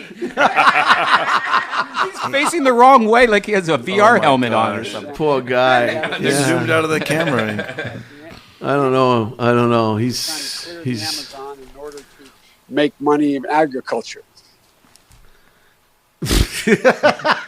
All right, we lost. This is a story about the guy. Do you remember members only jackets? Oh, yeah. Yeah, I still have remember. them. Yeah. I have a related personal story that I might add after this. These are the last two items of interest. The members only founder, he was 93 years old, who created the 80s fashion essential. His name was Herb Goldsmith. Was hurting for a name for his new fashion brand in the 1970s when he noticed a sign at his Long Island, New York country club, members only. Those two words perfectly captured the snob appeal that Goldsmith wanted, and he soon found a garment worthy of the label at a men's wear store in Munich. A jacket with narrow shoulder epaulets, and a Neuro-style collar. Goldsmith made a sketch, added a strap to close the collar, and selected a shiny cheese fabric available in a rainbow of colors. I had one of these. Yeah. I only had it for about an hour. Really? And if I read this later, you'll see why I had it for only an hour. I was so excited because it was a famous brand. Yeah, members only. Members only. How old were you, Redban? I'm 45, so yeah, these were really You remember? popular. I had a nice black one, and I believe I had a gray one and a red one. I think I had a knockoff of one. You had the real deal. That's cool. I want to get one right now. Oh my God! Still get them. I think the company's sold though, and now it's some other company makes it, and it's like a. Can I tell you? I got to tell you something real quick before you. Oh, there it is. There it is. Hey Holtzman, I had a buddy back when I was growing up. He told me that how to get girls with the members only jacket. He said that what you do is you got to kind of like unsnap one of the little flaps, Right, and the epaulets. Yeah, the epaulette. Yeah, you undo one, and he goes, "There's something about women that they can't stand that one is undone, and if they like you, they're like, let me fix this, and they'll put their hand and kind of like snap it back down, and it kind of gets this thing going. With Breaks the the woman. ice. Yeah. That's what he That told was me to before do. Me Too. Yeah, that was before me too. Now you need a lawyer and a video camera. Yeah. Never thought I'd want to do a commercial, but here I am. For members only jackets. Oh, the soap opera guy. Why? Because when I put one on, something happens. They feel fantastic. The colors are great, and all those different styles absolutely terrific. They go anywhere, anytime. But it's only authentic if it says members only right here. I really believe in them. Members So should you. Oh How my did God! girls find guys attractive back then? What the? So he said, a strap to close the collar, and selected a shiny. Goldsmith recruited Anthony Geary. That's the guy we just saw, a handsome star of the soap opera General Hospital. Luke and Laura. To appear in ads. The jacket was an instant fashion phenomenon, worn by prep school students, pop stars, and even President Ronald Reagan and George H.W. Bush.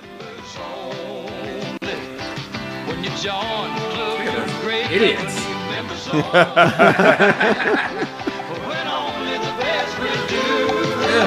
Members only.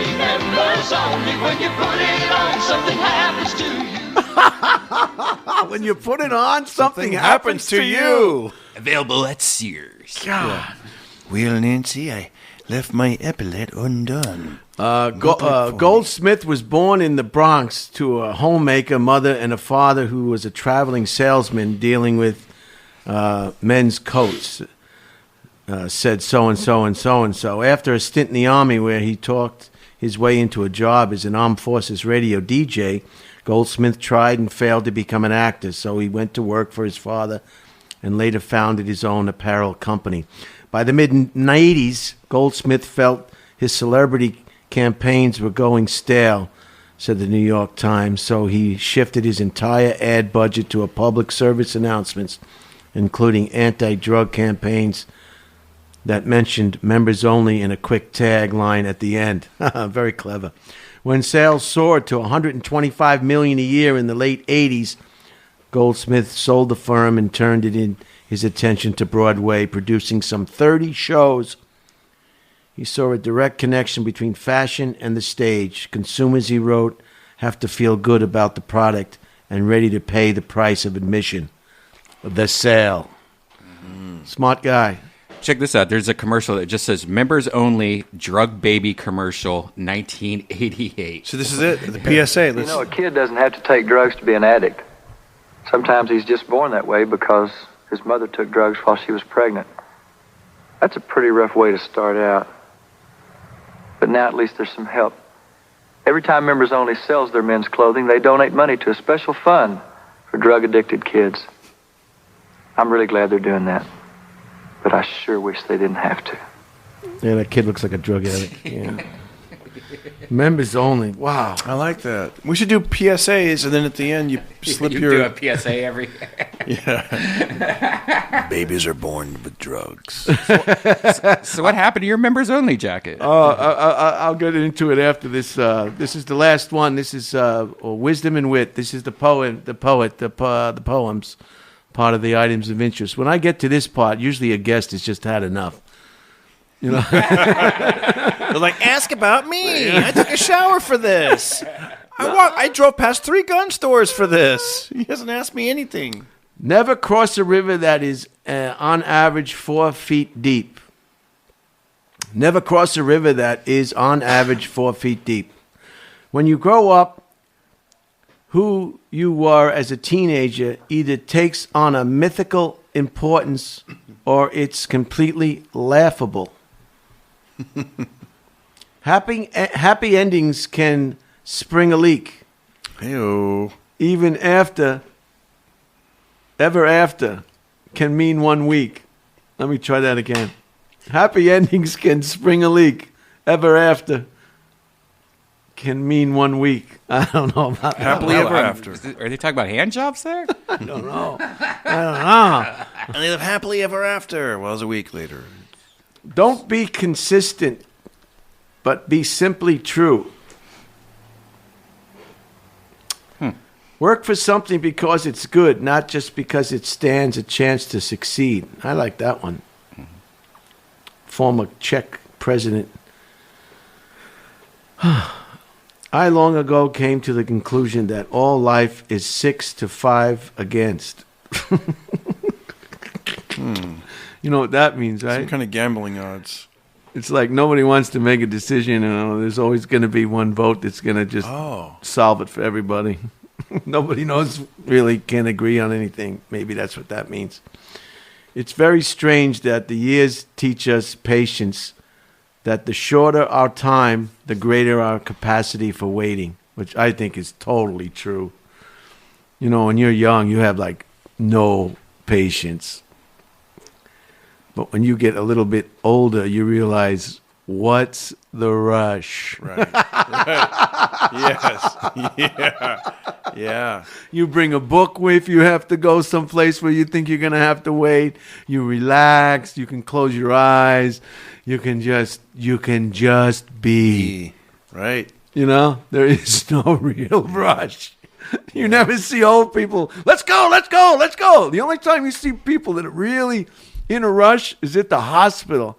I was at the hospital once visiting somebody.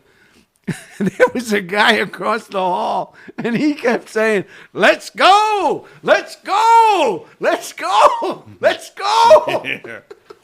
Let's, you know, he wasn't going anywhere, but he wanted to let everybody know that he wanted out of there.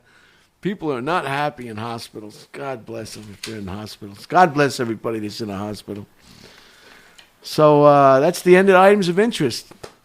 All right. Oh, I got an item of interest. I'll have another whiskey sour. I'll have another Whiskey sour coming up. Make it a double. Make it a double. It's a double. Everything is measured. 1, 2. So do you want to be an alpha male or a beta male? Whichever one that gets the more food. Which All is right. the one that gets Here's a list. If our listeners want to be an alpha male, this is the list that I found on the internet that you should do. Okay. This is from Darren Carter. Every man. No, I'm not the author. My son is 12 and he found this on the internet, so he's okay. This is a guideline. The heading says every man and plus every morning to kick life's ass.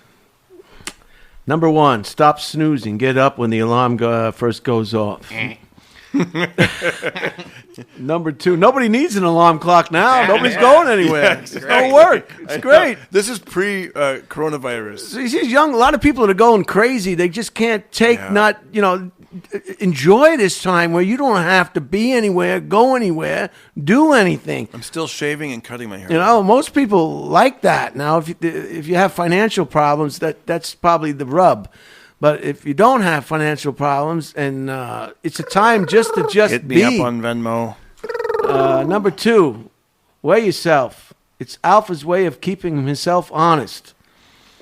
Number 3, make a glass of warm lemon water. Use a half a lemon with large cup of water to aid digestion, boost your immune system, aid in weight loss, and detoxify your liver.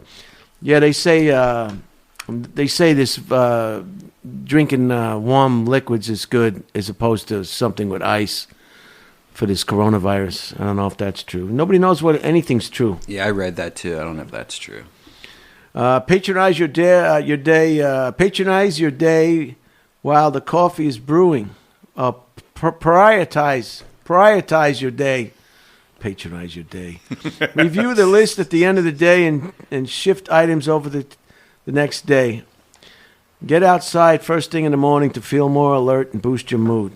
Exercise in the morning, simply move, whether jogging, calisthenics, yoga, or working out. Drink coffee. Number 7, drink coffee. Alpha loves his coffee. What's your son's name? Austin. Not Aston, Austin. Tell him to stay out of the podcast. Okay. You want to be an alpha male? Eat a lot of edamame.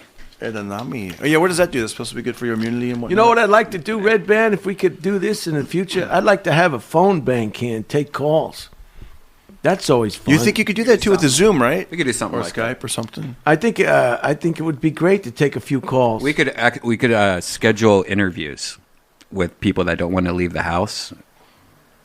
You know, we could do that, but but taking calls will get blah blah blah blah. We'll have the same problem we had last time. It's all right. Whatever you think, but I think it would be fun to take calls. Now, we were talking about the members-only jacket, so I was going through my some of the files of that I had at home, and I thought that that this would be pretty good to read today. And I have a whole bunch of these letters of interest that I have that I think would be a good part of this. This is a police report from 1984, June 16th, 1984. I was, and this is when this was all the rage now with the members only jacket, right? 1984, about around there. So I was in South Korea in the Air Force, and I was very excited. I had purchased a members only jacket, and I rented a bicycle from the base gym, and it was right before we were scheduled to start this temporary duty assignment in South Korea. We were there with a F-15 squadron from Okinawa, Kadena Air Force Base, Okinawa. And I had never been permitted to travel off the base on any organized TDY, temporary duty assignment, because but they finally let me go, and this was the first time that I was able to go. So I was very excited, and I even had a picture of my parents, and I had them. You show them the picture, and then they paint it. So it was just a fascinating time in my life to serve my country and go help out the troops. And this is what happened. At 21:49, that's 9:50 approximately, p.m. At 21:49, 16 March 1984, while conducting a post check at the main gate, First Lieutenant Phelps contacted subject Holtzman while Holtzman was having a discussion with the main gate sentry, Riley. Phelps approached the individuals and asked what was going on. Riley informed Phelps that the individual was very intoxicated and was being uncooperative in producing his ID card. Phelps identified himself to Holtzman and requested his ID card. Phelps noted that Holtzman's clothing was soiled with mud and water. This was my members only jacket. I only had it 2 hours, and it was already trashed. How did it happen? Already trashed. Phelps noted that Holtzman's clothing was soiled with mud and water, and that he smelled heavily of alcohol. Phelps also noted that Holtzman was having trouble maintaining his balance. Holtzman became very belligerent about having to produce his ID card, stating that he was the one keeping those planes flying. Oh, boy. And didn't need to produce his ID card. Oh, boy. I'm a members only. Sir, we need to see your ID. Oh, wow. Holtzman continued his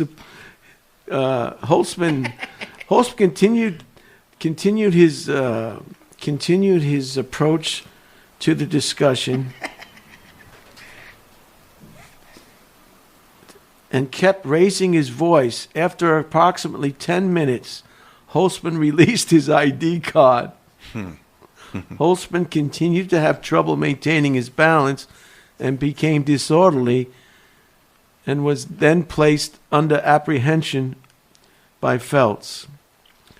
Riley transported the individual to the base temporary housing area, and he was placed in the training room When Phelps entered the training room, he found Holtzman asleep with his head resting on a desk.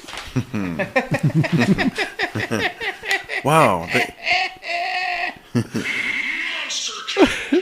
Lieutenant Colonel Healy of the 6171 ABS Squadron and Lieutenant Colonel Henderson of the 18th TAC Fighter Wing were also present. Lieutenant Colonel Henderson attempted to awake the individual but could not elicit a response.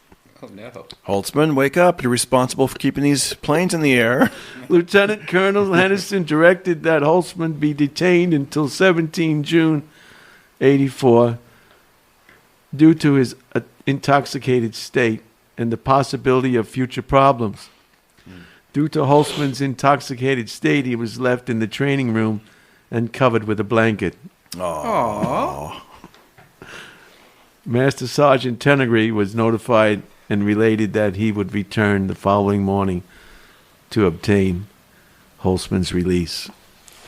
So the reason I read that today is because there's a lot of people listening that's probably been in the military, and sometimes things just get squirrely. The pressure of being away from your family in a foreign country, it can be very, debilitating. Debilitating. Thank you. I took a shower for that. Do you word. remember what happened? Do you remember anything from that night? Oh yeah, you do remember that. Okay. And this was my. How did the members only jacket get all muddy and water? Do you remember that? Oh yeah, I think he has it written down. This is my response here. The following statement is the result of charges against Sergeant Holtzman on the night of 16 June 84, the Gwangju Air Force Base main gate. Police charged that I did not show my ID card or that I had an unpleasant talk with an official at the main gate. All this is unclear, for I never talked with any Gwangju police officer or any other police for that matter that day or before I left Gwangju Air Base. The next day, 17 June 84, I was never arrested, put in handcuffs, or read my rights. The individual told me of my alleged action was not a police officer or a member of the Gwangju. The acting first sergeant of the Cape Jade exercise was the person who told me of the charges the next day. On 16 June 84, at approximately 15:30 hours, I went out the main gate alone on a rented bike from the Gwangju Air Base gym. I went to the art store off base to pay up a bill on a painting I was having done. And after this, I took a ride along the street shopping and sightseeing. At one point, I stopped at a Korean store and met the owner, who invited me to his house to eat. I met his wife and children. After the food was served, the father and son gave me a glass of what I found later to be a very strong drink called soju. I consider myself a light, sociable drinker and was no match for such a strong beverage. When I left the house, I remember being assisted by the Korean son in the direction of the Gwangju Air Base main gate. The next thing I recall is waking up at approximately 9 o'clock on the morning of the 17th, June 84. I woke at the Gwangju Air Base police station where I met the first sergeant of the exercise the same morning. In under 1 hour from the time I woke, I was on a T-39 headed for Kadena. Wow. In my judgment, on June 16, 84, I was not of sound mind and body. How many times have you heard that? If you're going to put a letter in trying to clear yourself, you want to tell them that you're not of sound mind or body. So you drink the soju, which way is the base? And then the son was like, that way. And you just get on the thing and got on your bike? And pedaled that way. I do know as an NCO, I'm responsible for my actions at all times. In this isolated incident, I truly believe it was the soju that got me in this unfortunate situation. This is by far not the normal conduct of Sergeant Holtzman on or off duty. I do regret my actions and behavior very much and know there is no excuse for them and will take my punishment as ordered. So what happened was I got there. I went to the gym. I rented a bicycle. I had my members-only jacket on. I was really excited. And then I went and I saw these people, and we started drinking this soju. It's like sake. It's like clear. It's like water. It's like Everclear, right? Like it's a grain alcohol type thing? and it's like water, and you just drink it, and before you drink it, and then it hits you like a lightning bolt, So I left that area totally feeling no pain. This girl got on the back of the bicycle, and I was riding the bicycle, and she fell off the back of the bicycle, and I just kept going. I didn't even care.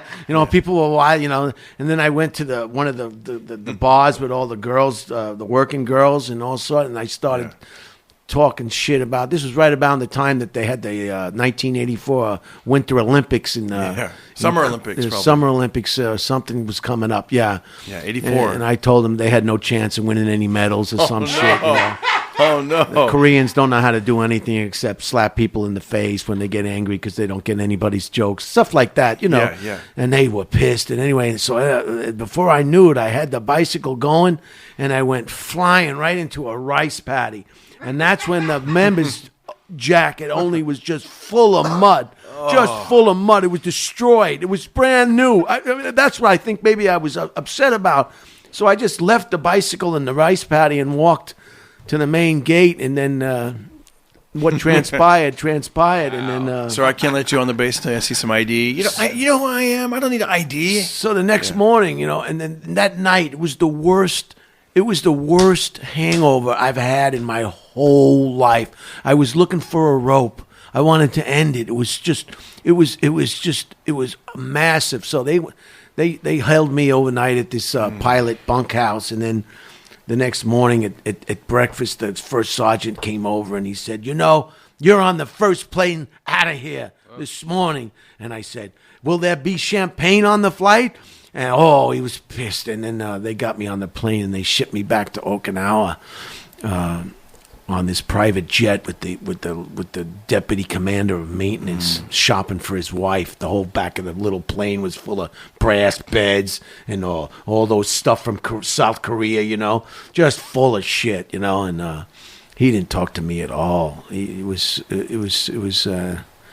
So that's what happened with the members only jacket. How long were you in trouble for? When you went back, were you still in trouble? Or? Oh yeah, they were all waiting for me when they got off the plane, and they told me to go back to the barracks and don't leave, just to eat. And I was a sergeant at the time, and I lost my sergeant stripes, and wow, I got busted back down to I think senior airman, and it was all because I was innocent. It wasn't my fault. It wasn't my fault. How long did it take to kind of... I'm not responsible. It's somebody else's fault. It's not my fault. It's the soju's fault. It's the soju. It's soju. How long did it till you turned things around? Did you ever? It was like but it worked out well. It worked out well because they worked their asses off during that 2-week TDY, temporary duty assignment. When they have these military exercises in other countries, they got to send the planes. And when they send the planes, they got to send all the people that support the planes. So anyway, they worked their asses off for the next 2 weeks. Like, they didn't go downtown once. They were working like 16 hours a day, like they didn't make them work. So I got out of there just in time before I would have had to be a slave, a virtual slave. And so it worked out fine. But it was just one of those things, it's not my fault. I'm innocent. It's the soju. I actually had soju for my first time Christmas. Went over to Janice's family, and they were all drinking this brand of soju. And I had a lot of it. Did you find it pretty strong? It was pretty strong, but I drank a shitload of, and they were so surprised I was drinking so much of it. But at first I don't think it did anything. I was like, oh, this is just like sake. That's what I thought. It was, oh, this is sake. I know what sake is. Yeah. But yeah, that's some good stuff. I need to get some more of that. I like it. What was that thing you said again? Mind, body, and spirit? Mind, I was not of sound mind. Sound mind or body. Yeah, sound mind or body. Now, did you continue to drink after? When did you stop drinking? You don't drink anymore, right? A little bit. A little bit? Oh. But not like that. Like a glass of wine or something. But so that was my Air Force story from that was a good South story. Korea. Great story. That was a great story. And it's one of those stories that just sticks in your mind. It's like it happened yesterday. But that rice paddy, you can't drown in a rice paddy, but you just get terribly full of mud. It's just like, and they're everywhere. If you go off the road. But I never knew. I think they billed me for the bicycle too. I think I had to pay for the bicycle, $160. And your jacket was completely ruined. You couldn't clean it. Yeah. I never saw that jacket again. It was a black one. When did you get out of the military? April 26, 1985. So less than a year later, you're out. Pretty much, yeah. That was June of '84. But I had a good time. I enjoyed the military when I wasn't apprehended. I wasn't drinking soju. So how long do you think this coronavirus is going to last? Does anybody have any? I think we're going to peak in 3 weeks. So it is going to go into April. Oh yeah, I don't think the Comedy Store is going to be open I'm guessing May. Until like the schools open, until everything really opens. I think you're right. Yeah. The schools aren't going to open. They're done for the year, aren't they? They got to be. They're homeschooled or something. I think they said something's going to happen like maybe May 1st or something. I think the LA school district.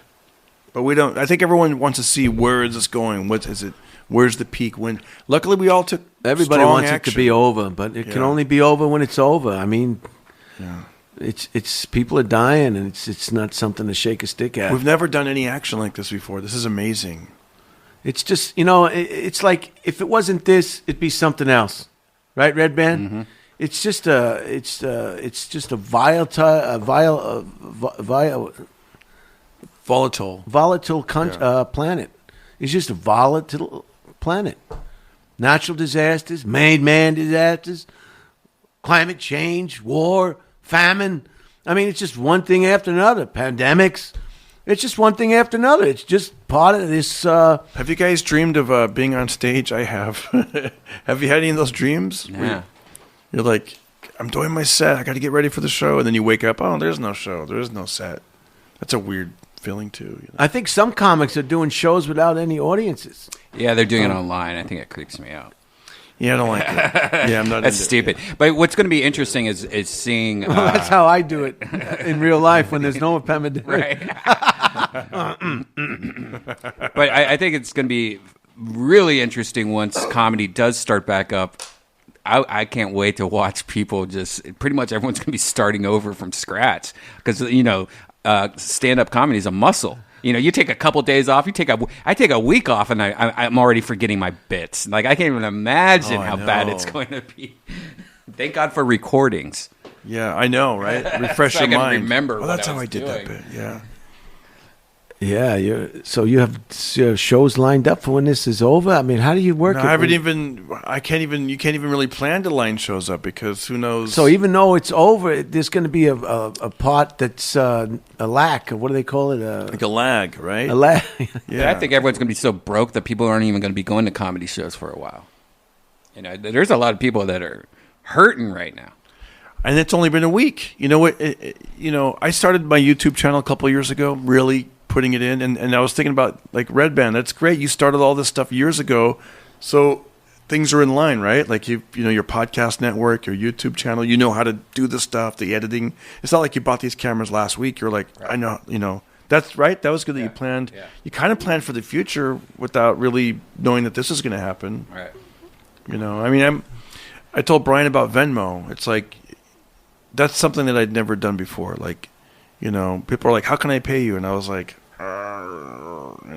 But now you know. Now I know. What have you learned from this pandemic?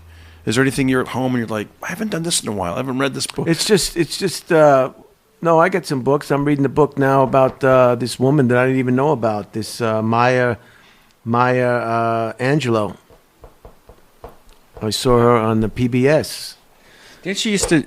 Wait, Maya. She's a poet, right? Wasn't she sort of actress, a poet and a writer? Activist, wasn't she the writer. one that didn't? No, I'm thinking of somebody else. She's an African-American icon. She hobnobbed with some of the most famous and influential people of her time. She was in movies. She was an actress. She sang. She was a poet. She was a writer.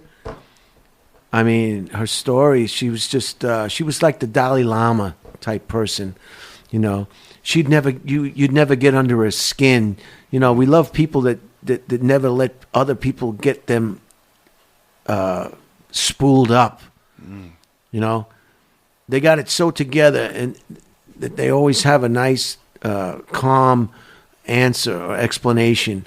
They never come out of their sorts. You know what I mean? I admire people like that. The Dalai Lama's like that. You never see the Dalai Lama yelling or screaming. You know, he could say 10 little babies were killed today, and he'd just go, well, those babies died. You know, more calm, right? Calm as opposed to emotional. Well, he just knows a little bit more than the average Joe. Just like this pandemic, people are panicking for no reason. It's part of your life story, and you're witnessing it, and it's just the way it is. It's terrible. I mean, people are dying, and people are getting sick, and loved ones, and I just heard from a relative back in New York who's on a respirator now. I was telling Redban before the show. So it's real, and I just don't think panic is the right emotion. I don't think panic and hysteria and hoarding and stealing all the supplies and getting out of your craziness is the right emotion to be taken. This is the time to take stock in yourself, in your life, in your family, in your occupation. It might change people's lives. They're going to see doors closing and new doors are going to open, and they're going to realize, well, I really didn't like that occupation to begin with. I really didn't like working at that fucking restaurant to begin with. Yeah, I really didn't like work liking at that factory or that company. And those people were assholes. And they were taking it, and they were intrusive, and they took advantage. And maybe this will give me the opportunity to change gears, maybe relocate. You know, people are relocating all the time. Sometimes you need a little fire under your ass, but this is a time for reflection. Reflection, that's right. And a time to just, especially if you have families, if you can get some wiggle room into that, but to panic and just kind of rip your hair out and go crazy, they say all our numbers are written down in a book someplace. We all know we're going to perish. We don't know the circumstances, but we all know we are going to, and it's already kind of predetermined. It's like people, unfortunately, that are killed in plane crashes. I mean, of all the people that fly all over the world every day, to perish in a plane crash is pretty kind of extraordinary. It's almost like winning the lotto. It just doesn't happen to most people. So if it happens to you, well, there's a reason. I don't know what that reason is. Sometimes it's because they want to kill somebody that's on that airplane with you. You know what? Ain't that a bitch? I don't know if I'm. And I don't know. Hey, it was his time, not my time. This is bullshit. Why can't you wait till we get land first before you kill him? Why do you have to kill him up here? And I don't know if it's maybe I'm just more aware of it now, but I notice I've done whenever you do like a good deed or something for someone, you don't really think about it normally, but then maybe just because the time that we're in, maybe it means more to both of us or all of us, because you're like, even just walking into this room and seeing familiar faces, it was like cool. I was like, this is so cool. Right. One of my neighbors, he's an elderly guy. We brought him 2 bags of groceries, and it was just to see him light up, and it was so cool to see him smile. And then did they give you any money? No, I didn't want to. I would not accept it. And as I was walking down the hall, I overheard him look inside the bag and go, "Geez, Louise!" Like it made me Jiminy Crickets. Yeah, Jiminy Cricket. He said, "Geez, Louise," and it was like that was like nothing. It was like some eggs and some English muffins or whatever they're called, like the Thomas English muffin, and it was like, you know what I mean? But it made that guy's day. And it made my day. It's gone on for a week now almost. Today I was walking and there was a lady that was like an older lady, and she goes, "Sir, I saw a coyote up there. Would you mind just staying sort of close until I get closer to my car?" And it just was cool. Wow. It was like a neat, that would never happen before. I wouldn't even. I don't think it would happen before. I don't think the lady would ask for that help. There'd probably be more people. I don't know. And I'm still fascinated with that NYPD Blue I'm watching on the H&I channel. Yeah. And I'm not a big Western fan, but I'm really into these Westerns now. These black and white I wanna Westerns. watch a Western. Cheyenne Bodie. My name's Cheyenne Bodie. Cheyenne and Maverick and Steve McQueen on Dead or Alive and Have Gun Will Travel. Where do you watch these westerns? H&I channel in the morning after NYPD Blue. Dude, you know what I can't get enough of that NYPD Blue. It's the greatest cop show I've ever seen in my life. It's the best TV. Every scene is a big problem. Big problem. That's how I was a few years ago when I was watching reruns on Netflix of the. I've never seen a show where every scene is a big one. Somebody's getting shot. Somebody's having a baby. It's like a little mini movie, right? And that Dennis Franz, is he still alive? Who? Dennis Franz, Franz, the guy from NYPD Blue. He is the greatest. He's got so much stress, and these poor cops. You see what they really have to go through. They have to talk to these people and get them to try to confess. Yeah, he's still alive. God, he's the greatest. That's how I was with Rockford Files. I want to meet that guy. He was just great. If you never saw NYPD Blue, it's like 25 years old, isn't it? Yeah, it's pretty old. It's items of interest. Not as old as the potato famine, but it's pretty old. But man, he kicked ass on that show. And the cops are fighting with the other cops and dirty cops, and then cops dying of health issues. His wife in the show gets killed in the courtroom. I mean, every single. You've never seen it? No. Oh man, you'll love it. This is great. I got to watch this. What was that weird network you just said? It's called H&I, Heroes and Icons. You watched NYPD Blue? Is that what it is? Yeah, NYPD Blue. It was from 1993 to 2005. 261 episodes. That's awesome. Right. Andy Sipowicz. That's I know those names. Sipowicz in my office. There's like a catchphrase, right? I mean, they're having fist fights in the bathroom, and oh my God, he kicked. Man, he was a great actor, and he stayed on the show the whole time. The other ones came and gone. They had Jimmy Smits on there. They had this one. They had that one. But I tell you, I mean, it's worth looking at. It's definitely the best cop show I've ever seen in my whole life, and it's just. I can't stop raving about it. He was on Die Hard, too. Oh, he was in the movie Die Hard? Yep. Mm-hmm. The real reason why you don't hear about Dennis Franz anymore. Well, he's got enough dough, and he doesn't need to audition, and he's probably lives back in a nicer place that's not as crowded as Los Angeles. Coming over here in the freeway was just beautiful from LAX. I mean, so great. I love it. It's just like back in the 1945s or 1950s. It's just wonderful. Beautiful, right? I didn't have to shoot anybody on the freeway on my way over here. Yeah. Well, thanks for coming in, Darren. I really appreciate it. Thank you. Thanks for having me. I look forward. This is the the one thing that you can have on your calendar. You're like, all right, I got that thing coming. We up. are kind of curious, though. You said you live kind of close by. Yeah. How come you're always late? Well, it's funny you say that. This time I had forgot something at home, and I was like, I got to go home and get it. And then on the way here, I was like, I was feeling a little drowsy, a little tired, and I was going to go to Starbucks, and line was too long, so I popped into the local coffee shop up the street. So you think we'll get some guests next? This is number 19, by the way, huh? Yeah, we have to take. I think it's something like 18 or something like that. I think it's 18, maybe. Yeah, we'll just take it week by week, see what next week happens. is like. Yeah. Next week, but I think, I think this is going to run into April. So people are getting stir crazy. So stay healthy, and hopefully this will pan out and everything will be okay. And enjoy the rest of the day and enjoy your time off, I guess. Go ahead. Thanks for listening, Darren Carter. Thank you, Redban.